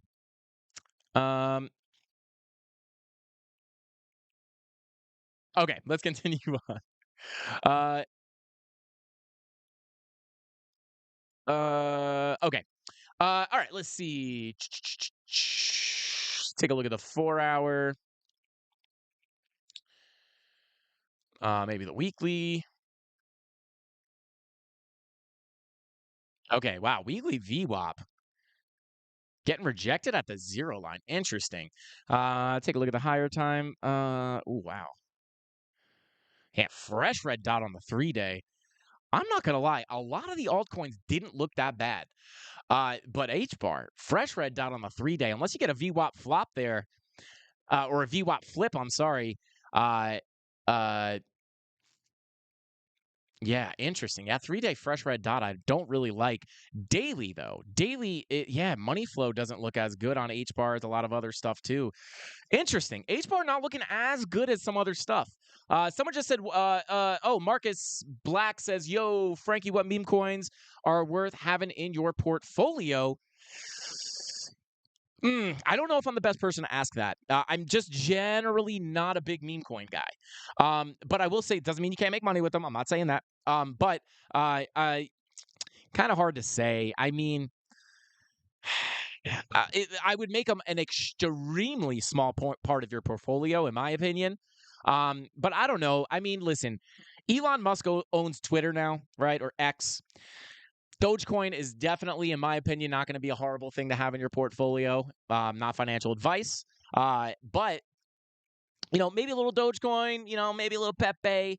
Who knows if Pepe is going to be around in the bull run? Like, there's no guarantee Pepe is going to be around in the bull run. I know a lot of people think it's like staple, could not be there. Just understand that.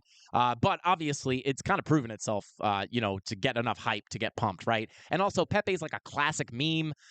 So, it's got a lot of hype behind it. So maybe some Pepe for me. But other than that, I don't pay attention to meme coins, to be honest with you. But again, like a little Dogecoin, like the blue chip meme coins, if you will, I would be willing to throw a little bit of money at. But other than that, I just play meme coin season, right? Like, I'm not going to make long-term bets on meme coins because there's nothing that moves the the price other than hype. There's no utility. It's all hype, which is good because hype will make something pump like crazy. But there's just no reason to hold for me, like to have a long-term bet on a meme coin. I would rather wait for a crazy alt season where all the meme coins are 100xing every 3 days, and just play the meme hype, right? Rather than like try to find the best meme coin right now, because there's no way with regular crypto projects you can gauge based off of possible narratives in the bull run, based off of what the project is doing during the bear market, what they're building, what they're working on, what kind of technology they're doing, what problems they're looking to solve. You could do all this research to make an educated guess on what's going to perform well in the next bull market. But you can't do that with a meme coin. You can't look at Pepe and be like, I mean, I guess you could try, right? Like, oh, Pepe is like a classic meme. It pumped in the bear market. I guess that's good. Other than that, you're just gambling and hoping that people hype it up and buy it. And it's like, I'm not willing to take bets on that. So I would just rather wait for an altcoin season and then just play that when all the meme coins are 100xing. Just jump in, get your quick money, and jump out rather than playing a game that you're almost guaranteed to lose money in. But if I had to pick coins to buy right now, for me personally, I would buy a little Dogecoin, a little Pepe. But again, it would be like gambling money for me. But anyway. There you go. Hopefully it helps you out, bro. But yeah, not the biggest meme coin guy, but that's kind of the best kind of thing I can say. But let's go ahead and see what we got going on HBAR. So Market Cipher B actually not looking too hot on this, to be honest with you. Like the 12 and the 16-hour money flow, you're back in the red. This just doesn't look horrible. This doesn't look horrible, especially with the confirmed bullish divergences here on the higher time frames. Could be a significant bottom before taking off. Like, I wouldn't be surprised. Like, I mean, I don't know, guys. Like, you pull out to the weekly, guys. I mean, here's the thing. All of the altcoins. Like, look at any altcoin on the weekly time frame. Come on. Load. No? Is this chart not have that much price history? Jeez. Interesting. Okay. Well, right? Like I don't know what people are waiting for, right? And this is my opinion, right? I'm not saying like these people who are waiting are stupid or anything. I'm not saying that at all. I just don't understand like what people are waiting for, right? Like what are the bears waiting for to get into these coins? Like this just because, right? Like, so let's measure this roughly, right? Roughly down 90%. Right? Like, what do you wait for in the bear market? Like, in the bull market, you say, guys, it's like too late to buy altcoins. Like, you don't want to buy altcoins right now. You got to wait for the bear market when they're down 90%. Literally, all the altcoins are have already dropped 90%. Now, this isn't currently down 90%, but it dropped 90%. Right? Like, and now it does not mean just because it dumped 90% doesn't mean it can't dump more. I want to be very clear about that. But like you got a 90% correction. Like I don't know how much more you want to correct to feel comfortable investing in this. Like INJ is a little different because it's a newer coin, right? Polkadot. Like this is a good project. And I mean, look at the value area just holding up for you guys. I love it. But like Polkadot, this is a fire project. I think Polkadot will still do well. Polkadot currently down 92%. I don't know what people are waiting for to buy Polkadot. I'm not telling you to buy it. I'm just saying like I don't know what everyone, like, you have to understand, just like everybody called for 100K, you're going to have the same people calling for lower lows. All it is greedy people that, like, I don't know what they're waiting for. Like, I think everyone's like, there's going to be one more massive capitulation. Maybe, but like, at 92% off the highs, in my opinion, it is just a little bit more risky to be out than in at this point, or at least a little bit more risky. Like, why not start DCAing in a little bit, right? Like, if you're not willing to buy the lows, like, at least start to buy a little bit, and then if it dumps, buy a little bit more. But, like, you're down 92% on dot. And guys, we have done this. We have done this in the recent past. Like, we have done this, it was months ago, like maybe 5 months ago, with a lot of stuff. Like, a lot of this stuff is off the highs, absolutely wrecked off the highs. 67%. Trust Wallet token went down for 74%. Near currently down 95% off the highs. It's crazy. It's crazy. Dogecoin. was 93% off the highs. Currently, 91% down. So I don't know why people are expecting another massive dump. I just don't know. I just don't know. Like Gala, right? I know Gala's kind of a mixed bag because I like 98% down, guys, currently, right? Like if you believe in Gala as a project, I'm not saying to buy Gala or not buy Gala. I'm just saying if you believe in Gala as a project, I don't know how much more of a discount you want. They're not I mean, unless you're waiting to pay, nothing for it, which I guess maybe you want to do, but like I don't know, 96% off is pretty crazy. Is pretty crazy. But yeah, like we could just go down the list here. I mean, guys, Hex, one of the best altcoins. I'm just kidding, guys. I'm just kidding. But anyway, I kid about that. But like Phantom, let's see, from the 2021 highs, currently down 94%. Like this is what you wait for in the bear market. Like, hey, Frankie, what's the best strategy to get into altcoins? If they ask me that in a bull market, I say, well, you missed the boat. You got to wait till the next bear market when everything dumps 90%. And guys, like we're live here on the Frankie Candles YouTube channel. Everything is down over 90%. All the altcoins are down over 90%. It doesn't mean that if you genuinely do believe that we are going to go lower with the altcoins, that's fine. I'm not saying that can't happen. But I don't know, like you got to start buying at some point, right? Or you're never going to buy. Matic was down 89%, currently down 80%, right? Like at some point you got to start buying. And I just genuinely believe the bottom is in for Bitcoin, right? So for me, there's just extra urgency to start buying the dip on the alts, right? Now it doesn't mean you have to do that, right? Like if you think that the bottom's not in, then and you genuinely believe that, you got to make your own financial decisions. I'm not telling you what to do, but I just don't know what people are waiting for. Like ApeCoin. I mean, I don't know. Does something happen with ApeCoin? I don't keep up with this at all. This thing's absolutely wrecked. 95%. Atom, another amazing altcoin that I'm extremely bullish on in the next bull run. Already dumped 87%, currently down 84%. Like, I don't know. To me, it's more risky to not start buying the alts than it is to buy the alts here. Because even if you start DCing into alts right now and you dump again, just buy a little bit more, right? You just get an even entry, right? But in my opinion, like we could do this all day, right? Like even Ethereum, although we got quite a rebound here, up probably over 100% off the lows.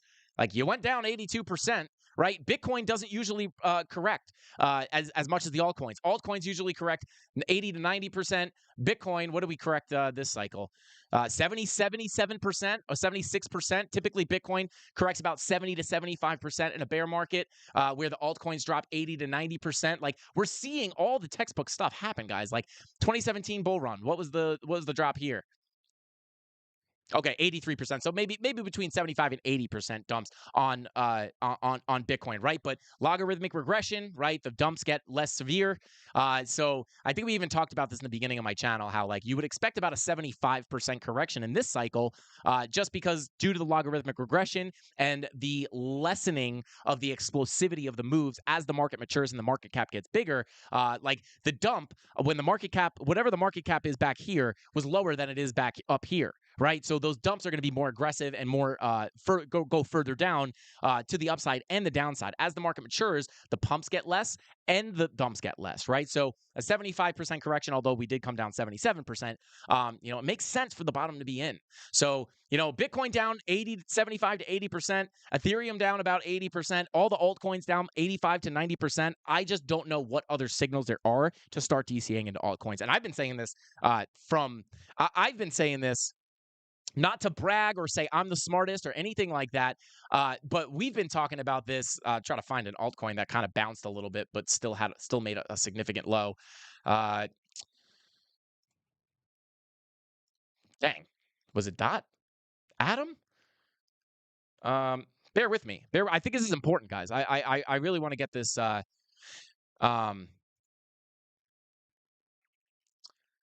I don't know. We were talking about this a few months ago, right? When things were at the lows, right? Before Bitcoin got its big bounce, right? Talking about, hey guys, altcoins are down 80 to 90%. I'm starting to DCA in. I'm very open about when I say I started.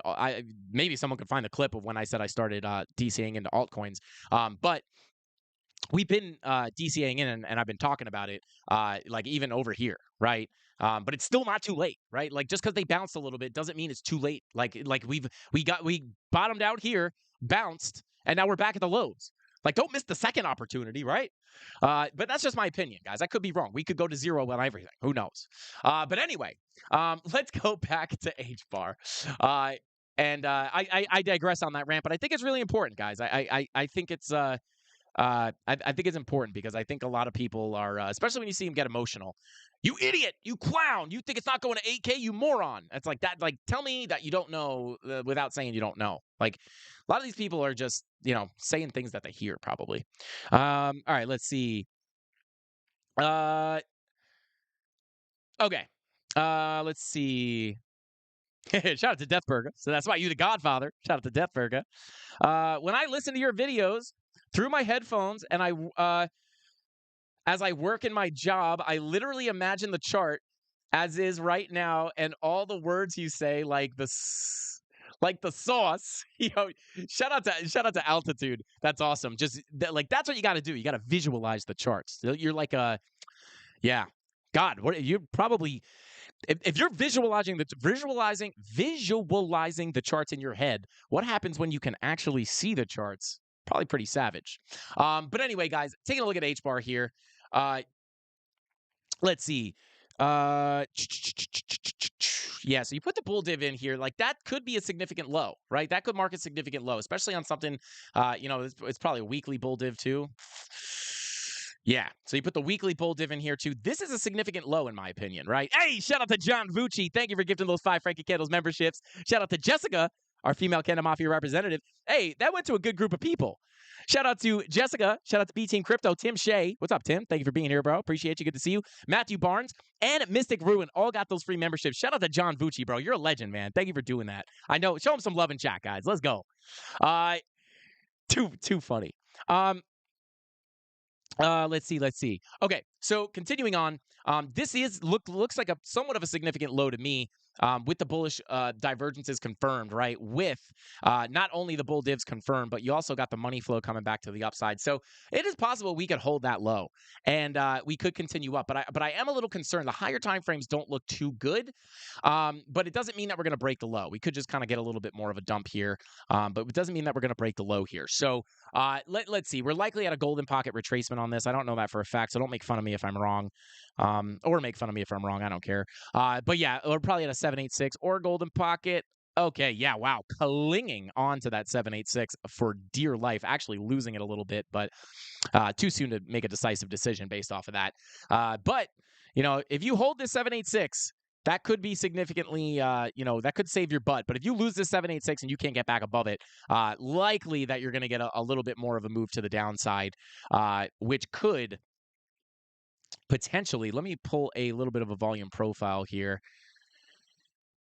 Yeah, I mean, it's a little bit of a wonky range, I'll be honest with you guys. It's not the cleanest. I mean, it's not even that bad. If you did wind up getting another move down here, I will say this.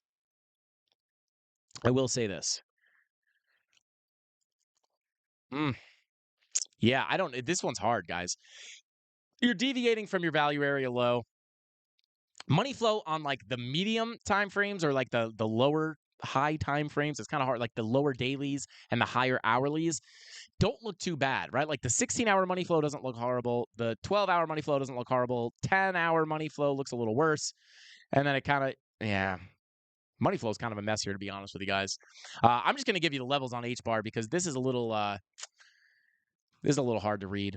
I mean, I wouldn't be getting mega bearish. Number one, you're at the value area low. Number two, these altcoins are destroyed. I don't really see a reason to continue shorting everything to zero, right? There was a point in the bear market where it was, guys, short everything. Wait for a pump and short.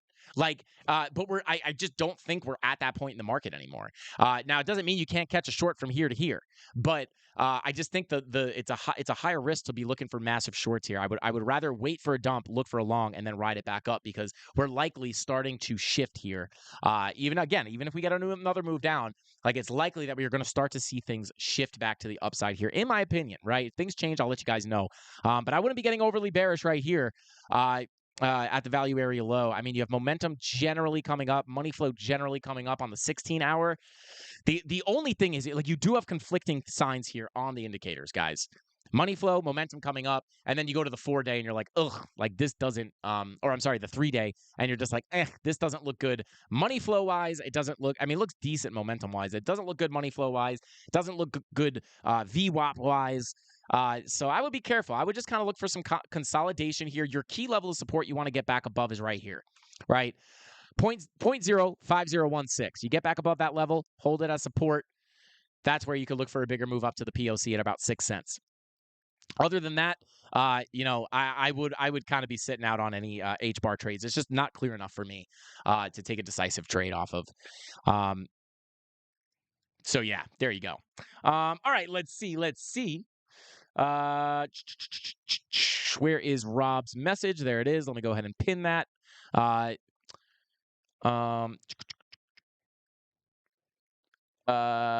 boom. Okay. And then also, guys, don't forget to enter tonight's giveaway. Tony, if you could post that link one more time, bro. And we will be doing the giveaway on Monday, just to be clear, as well as the spins. But that is the video. Tony will drop the link to let you guys know where you got to like and comment to get entered into the giveaway. Shout out to John Vucci, said, just giving back. The bags have grown since joining the Mafia. Legit got goosebumps, bro. That is why I do what I do, bro. Super happy to hear it, man. This is crazy. I feel like the luckiest person in the world to have this as my job. What do you do for a job? When people ask me what I do, I always, sometimes I say I'm a YouTuber. Sometimes I say I'm in crypto. And it's really dependent on how much I want to talk. Because believe it or not, guys, I'm actually a huge introvert. Which is kind of wild. I know a lot of you guys would probably think that's weird. Like, I can be very social. Like, usually, like, if I'm forced into a social situation, I can be like the social butterfly, energy in the room, whatever.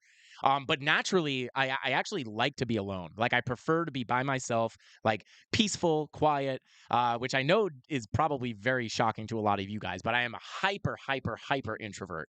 I'm a hyper introvert that is really good at being an extrovert, but naturally I am an introvert of all introverts.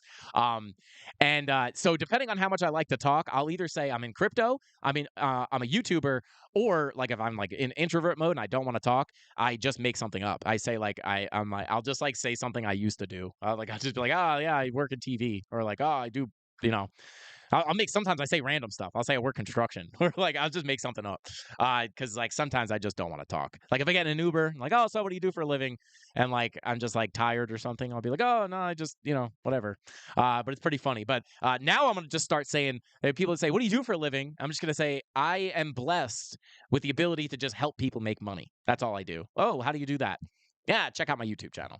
Wait, you're a YouTuber? Nah, it's weird. The barbershop gets awkward too. What do you do for a living? I'm like, oh no, I don't know. Because then everybody asks you what to buy, and I'm like, I can't tell you. Watch my YouTube channel, and then they think I'm showing my YouTube channel. It's too funny. But anyway, let's continue on here. Taking a look at oh no, this is H bar. We just took a look at H bar. I was just looking here. You do have slight bullish divergence here. Not even. I wouldn't even consider that. Yeah, that's like an exaggerated bull div. Yeah, I would be. You do have confirmed bullish divergences, but the money flow's not there, guys. Sorry, no clear signs on H bar. I would be looking at the levels I just gave. No real clear signs on H bar. But let's take a look at XRP real quick, guys. Let's see. Bada boom. Daily. Yeah, I mean, and again, I know XRP is like the boring one lately. But again, not expecting anything. Like, my sentiment has been the same and will remain the same on XRP until we break this value area high. I am not expecting anything crazy. If we break the value area high, shooting through the low volume gap up to about 63 cents, where we have that value area low. And we do have that volume gap here. Remember, pull up the VPVR. Got your volume gap here, right? High volume node right on that value area low. So if you get above that value area high, that's where I'm expecting the bing bong up to the value area low. If you could flip that, we could talk about higher targets. But until then, I'm expecting to remain range bound or zigzagging or bing bonging, as they say. Bing bonging around until we either break this high or break this low, guys. But other than that, really all I see here is like a potential wonked out head and shoulders, maybe like something like I don't even know. Like it's kind of wonked out. Like this shoulder is kind of clear. This shoulder is clear. Yeah, I don't know. It's like it's not that clear. It's not that clear. But yeah, I'm not even going to stick around on XRP. As far as market cipher B, money flow continuing up on a lot of this other stuff. Nothing really to take away from XRP, to be 100% honest with you. But those are the levels. But I've talked about it so much, you guys probably already have these on your chart, so I'm not gonna spend the time. What's the giveaway video? I believe Tony D dropped the link. I'm sure he will drop it again. Let's see. Dave Digital says, shout out to Dave Digital, bro. Thank you so much for the super chat, man. He said, you're all invited to join us tonight. Live dueling pianos with Piano Matty B and Piano Kyle Mack. Live requests, dancing, fun times, and Sweet Caroline. Boom, boom, boom. Yo, what? Dude, that sounds kind of savage. That kind of sounds dope. Dueling pianos are sick. I was on a cruise ship one time with dueling pianos. Those guys play anything. They know every song. A song that came out yesterday, they know.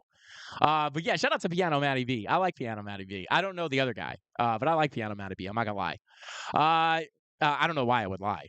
But yeah, it's savage, man. Dueling pianos is sick.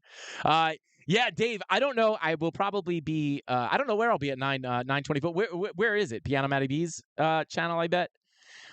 Yeah, I mean, I might try to stop by. I'll pop in on my account if I remember. I don't know if I'm actually going to. I don't know what I'll be doing in a couple hours. But if I'm around, if I'm chilling, like just laying around, and I remember, I'll definitely pop in. That'd be cool. Let's see. Let's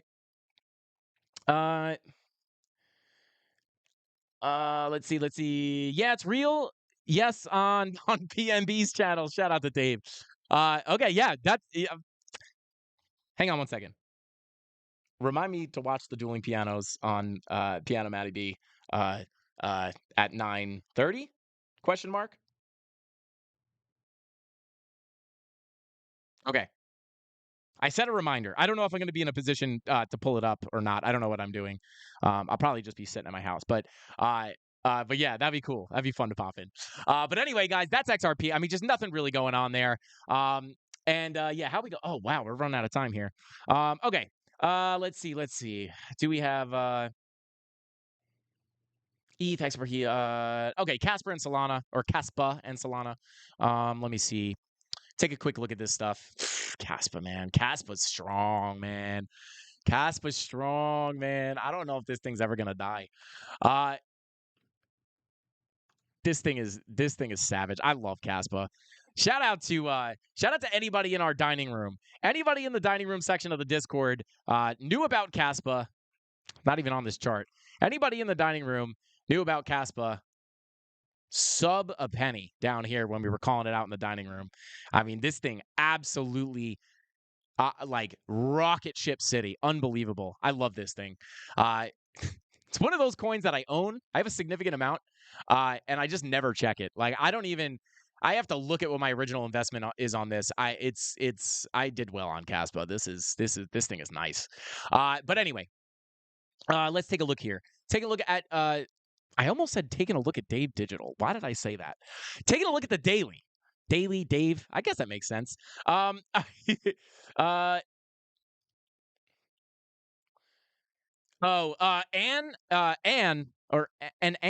don't know how to say your name, man. I apologize, but he said many shorts on YouTube say $30 XRP will be $1,000 in a year, 2025. And he says, what's your thoughts on that? And my thoughts on that are not a chance. I mean, $30 is much more realistic than $1,000, but even $30 is a big stretch, in my opinion, right? I could be wrong. It really depends on what. Listen, XRP is in a really unique situation, but no, my price targets are between about $7 and $15 max, maybe $20 if I'm a super moon boy. But no, like all this $1,000, $10,000, $32,000 XRP is complete nonsense. It makes no sense. These people are trying to pump their bags. They're doing it for clicks. I don't know why they're doing it. But no, I mean, that's my opinion, right? I could be wrong, but from a market cap perspective, it's impossible to go to $10,000. Even $1,000 is insane. In a year, in 2025, yeah, no, I'm talking 15 $7 to $15 in 2025. Like, so we'll have to see. You know, if we start off 2025 and XRP's at $22, then maybe we could start looking a little higher. But as of right now, like my bull market 2025 prediction for XRP is between $7 and $15, realistically. And that's based off information, not based off some conspiracy theory. So take it or leave it. And listen, if XRP goes to $1,000, trust me, I would love that. I hold a lot of XRP. I'm an XRP bull to the max, but I'm a realistic person. It's not going to $10,000 in my opinion. I almost hesitate to say my opinion. It just doesn't make it's my opinion for sure because I'm not a financial advisor, but it's just the market for XRP to go to like a big one is $10,000. It's like if XRP went to $10,000, the market cap would have to be more than all of the money in the world. More than all of the money in all of the countries and all of the world. Dion Gang says 20K XRP next week. Let's go, bro. Let's go. I'd be happy with $3. Yeah, me too, bro. But yeah, $7 to $15 is kind of my prediction. Listen, if we're in a different situation in the bull market, then we'll reassess the situation. But listen here, $1,000 is way off the table in my opinion. But hey, if it is wrong, I said this the other day. If I am wrong, it would be the best thing to be wrong on because yeah, if it goes to $1,000, like I'll just be so giddy off being a quadrillionaire that I won't care about being wrong at all. I would be laughing about it. Cassandra says, "Lol, imagine if XRP hit that $7 to $15. Oh my God, the amount of millionaires that would come off those prices." Yeah, 100%, man. Now, or Cassandra, I assume you're a female. I didn't mean to say man, but yeah, and imagine if it went to $1,000 or $10,000. Someone came out and just recently said that XRP is going to 32K, and it was like a big publication. Which is like even more of a red flag, guys. Like when you see like the big boys calling for it, like it's not gonna happen. Man, I wish I saw this before the I wish I pulled this up before the stream. I forget who it was. Somebody said it was like JP Morgan or someone said it was going to 32K. I think JP Morgan said it was that Bitcoin was going to 500K last cycle too. It's just like even like the legitimate financial institutions are like wild. Yeah. 32K is out of control. They think. Yeah, I don't know, man. They think the buyback. That's what they say. They say that they're gonna buy back XRP for $32,000 a token. Let me tell you, if XRP gets bought back for $32,000 a token, I will be one of the richest people in the world. And it's just simply not going to be that easy. I hate to be the bummer, but trust me, I hope that happens. But that's not going to happen, guys. They're not going to buy back XRP for $32,000. Let's come back down to earth, right? Like, let's be realistic here.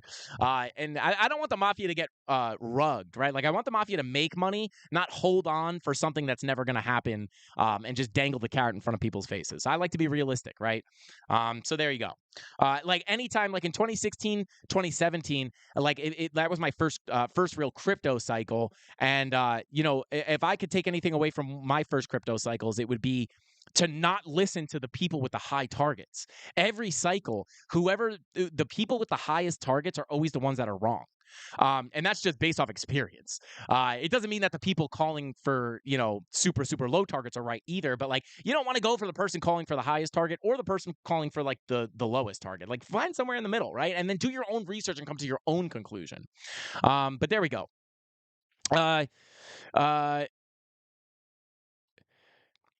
Crespo Crypto says, but Frankie, when Bitcoin was at 50 cents and somebody came up to you and said, it's going to be 69K. Would you believe them? Crespo, dude, that is such a good question.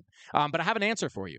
And the answer would be yes. Or I wouldn't know to be like, yeah, it's 100% going to 69K. But here's the difference. At that point, Bitcoin's market cap wasn't what XRP's market cap is. XRP's market cap is already very large. So the amount of money that would need to enter the asset to get the price of the XRP token up to 10K, say, we would need more money than there is money in the world, right? Where Bitcoin, when Bitcoin was at 50 cents, it had a very low market cap, right? So it's easy to move that price. So there you go. But yeah, it's funny because like people probably think I'm an XRP bear, but I'm not. I'm a super XRP bull. Yeah, Matthew Barnes, exactly. He said tokenomics, exactly. Um, maybe I should do a video on tokenomics. That would probably be actually a good idea. It's very important. Um, but yeah, anyway, let's continue on. Taking a look at Caspa. Let's see. Take a look at the 4-hour. Yeah, daily. Yeah, money flow actually coming out on Caspa, which kind of makes sense, right? This has been going up forever. So a lot of everything else has money flow curving up into the green. This looks like it wants to cross over into the red. Yeah, green dot on the 12-hour. I mean, it might have one more last leg in it before it starts coming down. I'll tell you what. Let me see something here.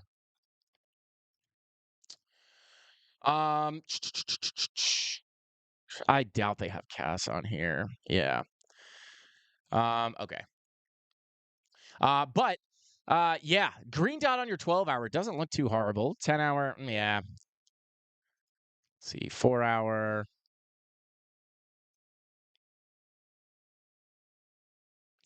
Yeah, I would I'd be careful. I don't think listen, it could pump, maybe get another little last leg up, but this thing is going to tumble at some point. Money flow generally coming out on the daily, that's a little bit more of a bearish sign. Uh yeah, momentum starting to come out on the higher time frames. Yeah, 3-day looking for a red dot, 4-day looking for a red dot, 6-day, 5-day, and the weekly are also looking for a red dot. You're also about to get a weekly bear div. This is a bullish candle, though. You got a bullish hammer candle, but you are getting a slight bearish divergence on the weekly. So, yeah, even if you get one last pump, I don't think it's going to go up for much longer before you get some kind of significant correction. Something like this. I'm not saying it's going to zero, but something like that would be likely off that weekly bearish divergence. Yeah, like even on the and now granted, like sometimes when these alts go nuts, like if the alts start pumping all of a sudden, like that thesis might be out the window, right? But as of right now, yeah, I mean you got to confirm bear div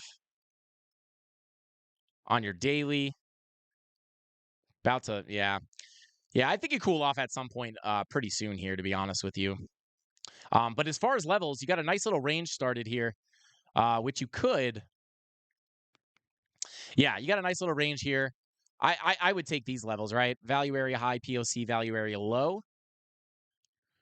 And again, like right on time, looking to cool off on market cipher B as you're starting to deviate above your value area high. And what happens when you get above those value area highs? Typically where you want to be looking for shorts, back down to the value area low, deviation, look for your long, ride it up to the value area high, deviate, look for your short, ride it back down to the low. You got to bounce on the POC here. That's why you take profit at these levels. But yeah, potentially going to be, I mean, you did put in a higher low here, which is nice, but I would be careful at the value area high for potential suck back into the range, especially with money flow kind of coming out on a lot of these time frames, and the weekly bear div, not to mention. So there you go. Value area high coming in at 0.04985. POC coming in at 0.04836. Value area low coming in at, let me get that a little more accurate, 0.04569. So there you go, guys. There is Caspa. I'm actually going to, yeah, we'll take a quick look at Solana, and then we'll go ahead and sign off here. Let's go ahead and see. Let me go ahead and update chat real quick. Bada boom, bada bing. Let's see. Rob the Crypto Snob said lies. Tyler has a lot of phone numbers. Sounds like a scam. Shout out to Tyler Durden. What is going on, bro? Thank you for being here. Let's see. Oh, shout out to Creighton C. Thank you for the super chat, bro. He says the piano show is legit a good show, Frankie. Worth stopping in for. Dave made me do it. It was good. It would actually be a great date night to actually go. Tough. Mrs. Candles, you're welcome. Shout out to Creighton C, bro. You're the man. I really appreciate the super chat, bro. Yeah, MTC video. I won't forget that. Let's see. D107 said wrong, Casper, man. That was Caspa. We didn't look at Casper today, unfortunately, but we will maybe take a look at it on Monday. We could take a look at Casper. Let's see. Okay, let's see. Take a look at Solana. Um, or Solano, or Solonzo, as our boy James Kramer would say. Okay. Uh, yeah, Solana with a nice little rip up here, guys. Like I said, I don't think Solana's dead, guys. I really don't think Solana's dead. Now, listen, still a long way off the highs, right? Now, I want you guys to remember that, right? Like when you're looking at this price action and you're like, oh my God, I missed the like, this is what I mean. If you're seeing stuff like this and you're like, oh God, now I have to wait to buy in for my long-term Solana bags, zoom out, please. Right? Like even here, you're like, oh man, like I should wait to buy in. If you're looking to hold your Solana till 2025, in my opinion, not financial advice, seeing something like this and waiting for a cool off is just silly, in my opinion. Because when you zoom out and you think Solana's going back to its all-time high, you're really fussing over this tiny little move. And if you wait and it pumps again, and then you're waiting for it to go back down, and it gets a little down, and then it pumps again, and then it pumps again, you're going to wind up buying on the way up. When you could have just looked down here and bought down here. At some point, you got to bite the bullet and pull the trigger.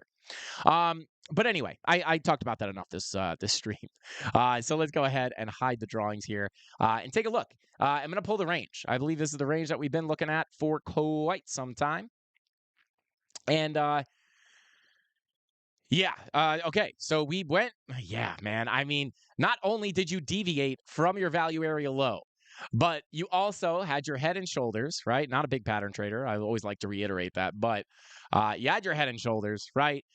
Which could have just been a little bit of a hint that you were going to flip back into the value area, hold it as support, and then potentially move up to your value area high, which you did get very, very close to. Could be going on the way up there soon with the green dot.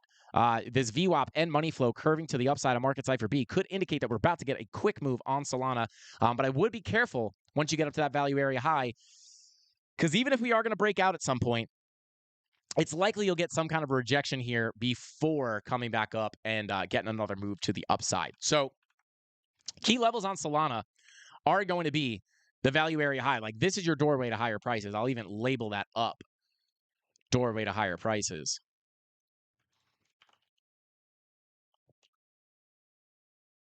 Right. So, oh, there's 3. Come on. What is going on here? Boom. So that is going to be level number 1. This is your most key level of support. Doorway to higher prices is going to be right here, sitting at about 25.37. If you can crack this level, hold it as support, that opens up the door to come up higher and potentially get accepted into this area, right? Bear with me while I try to find where I want to pull this. Boom.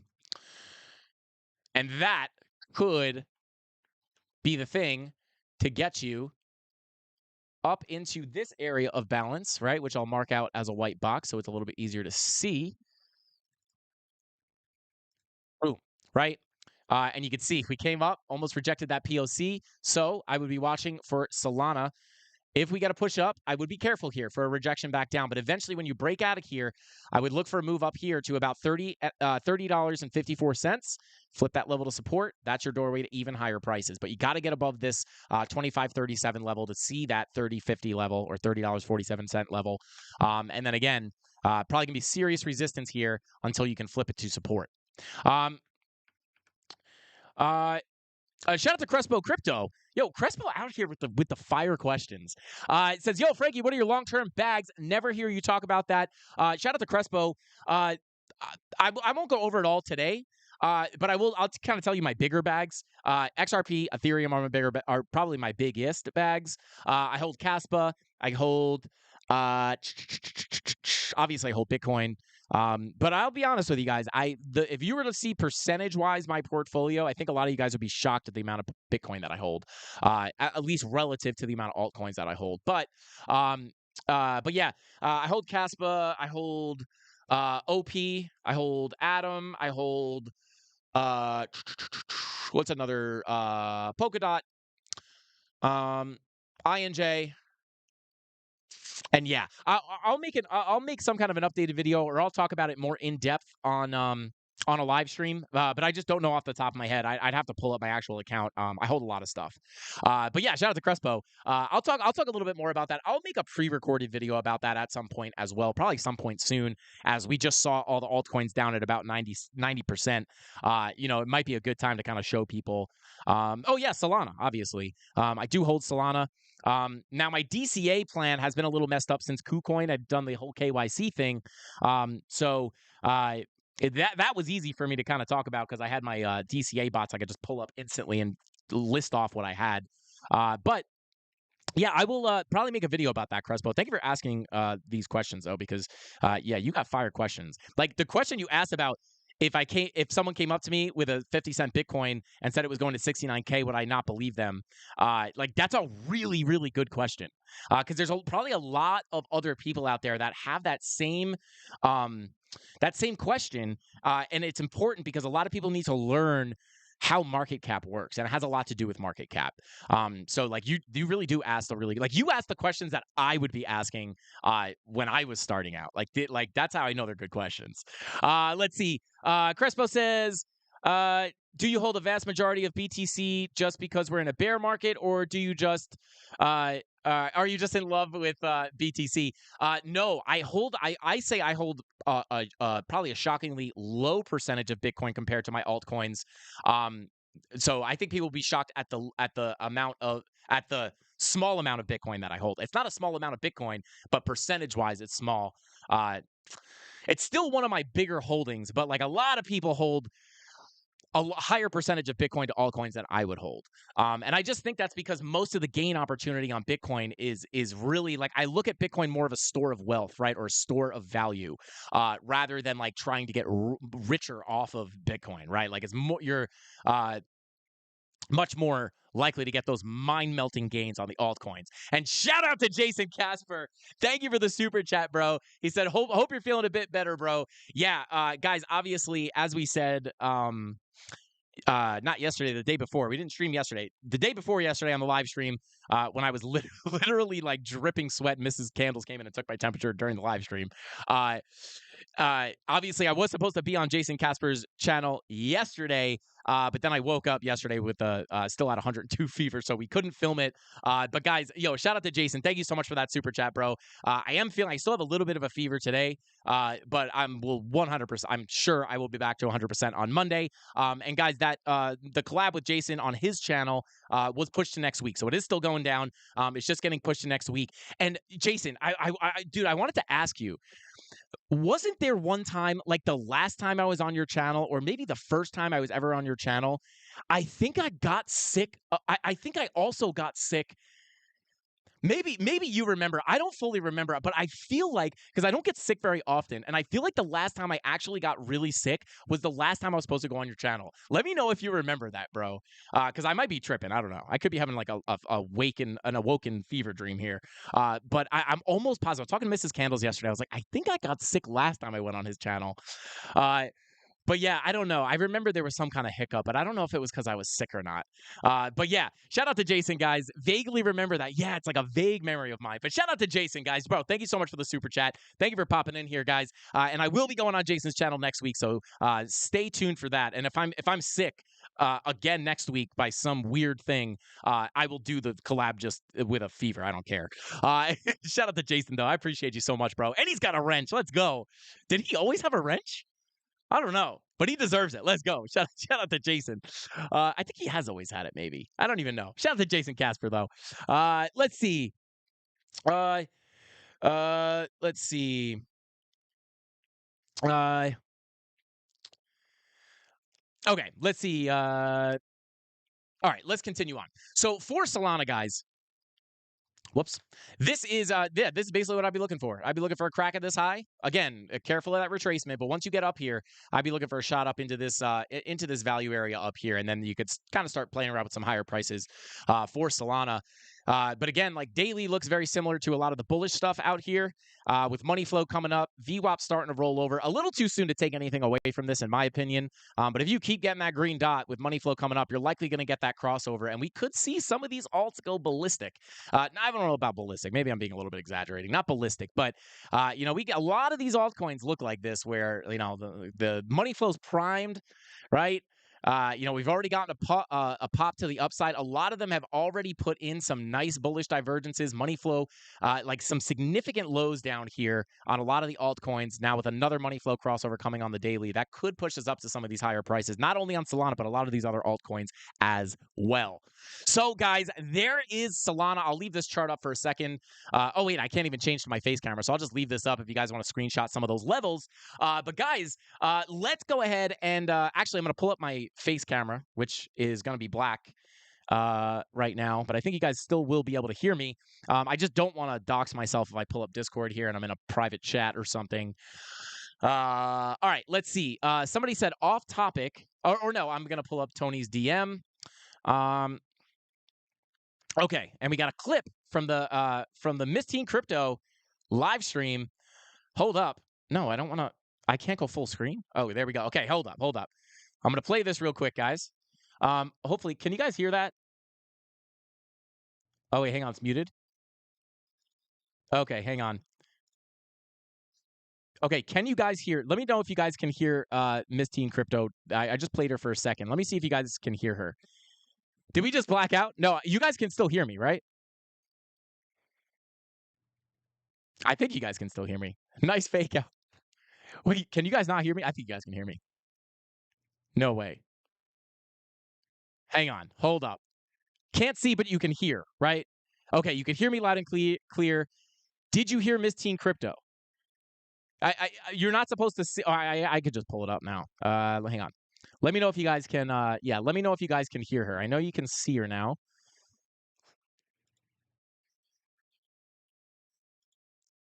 Okay. Yes, we can hear. Okay, we can hear you, but you can't hear her. Okay, you guys can't hear her. Okay.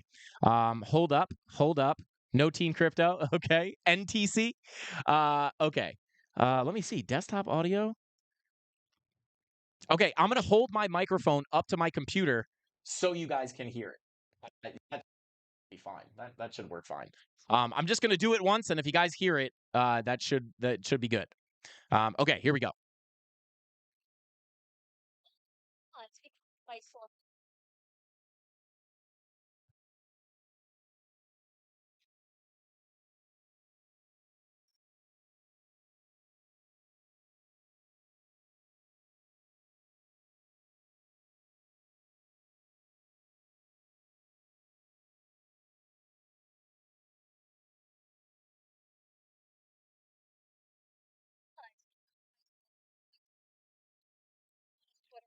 Shout out to Miss Teen Crypto. Were you guys able to hear that? Shout out to MTC.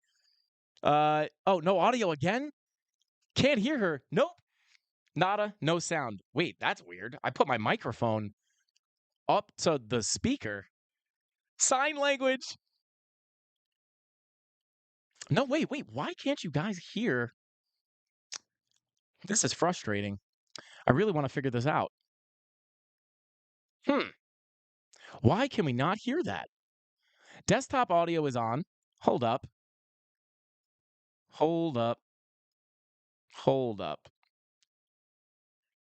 Please hold. All right. Well, it's in off topic on Discord, guys. It was very, very, very, very nice. Shout out to Miss Teen Crypto. It's weird because I held my microphone up to the speaker. I don't know how you guys couldn't hear that. That's very interesting. But shout out to Miss Teen Crypto. You're awesome, Miss Teen. She was basically just saying, go send Frankie Candle some love. He's got a fever. He's feeling down. Go show him some love. Miss Teen Crypto, I really appreciate you. Thank you so much for that. Yeah, Miss Teen Crypto is awesome. Let's go. Shout out to her. Shout out to her. And actually, with that being said, I just coughed and my entire head just exploded. That was horrible.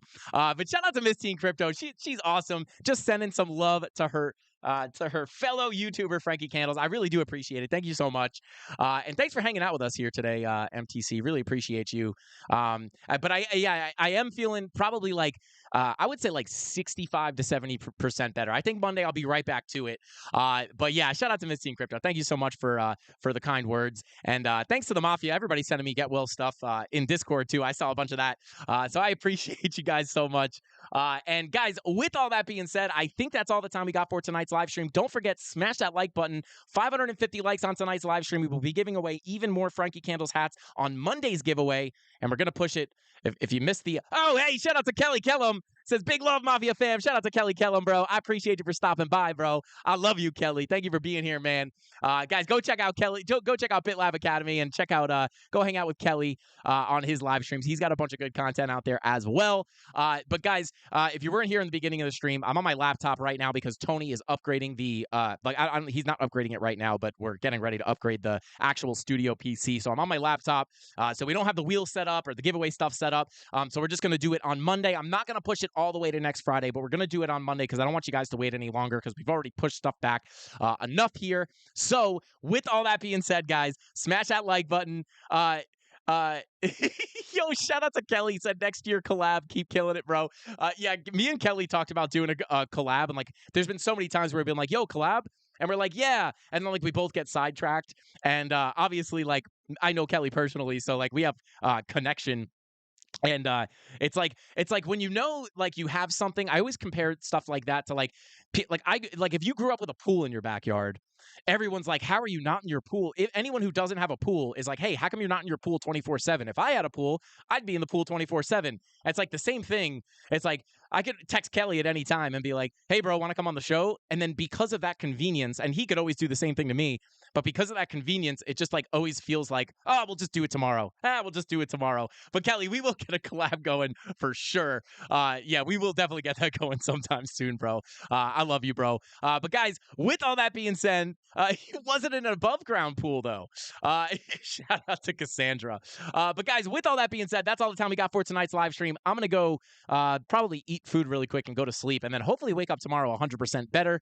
But with all that being said, that's all the time I got for tonight's live stream. Thank you all for hanging out and sticking around till the end. Thank you to all the mods, and that includes Jason Casper and Miss Teen Crypto. Thank you guys for everything you do. I appreciate everybody. And with all that being said, I'll see you guys on Monday, same place, same time, hopefully with a camera and a really fast streaming PC.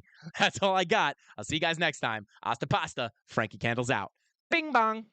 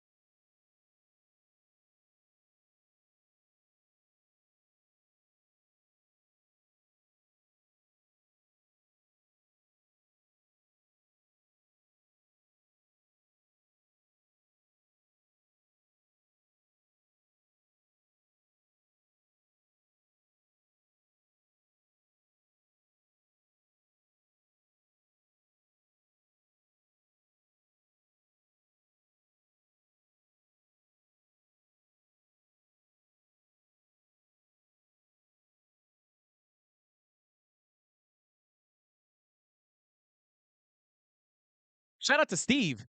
Guys, this is weird. I don't know if I cut the music off mid-song because I can't see it. We're obviously not on my regular setup here. But shout out to Steve. I saw Day Digital shouting out Steve from the song that we usually play. So shout out to Steve. I don't know the other lyric to the song, but thanks for being here, guys. Weird Frankie fake out with no FaceTime, just another picture of the charts. I don't know. I think I'm having a fever dream right now. I got to get out of here. I love each and every single one of you guys. See you on Monday, same place, same time, 5:45 p.m. You know the rest. Hasta pasta. Bing, bong.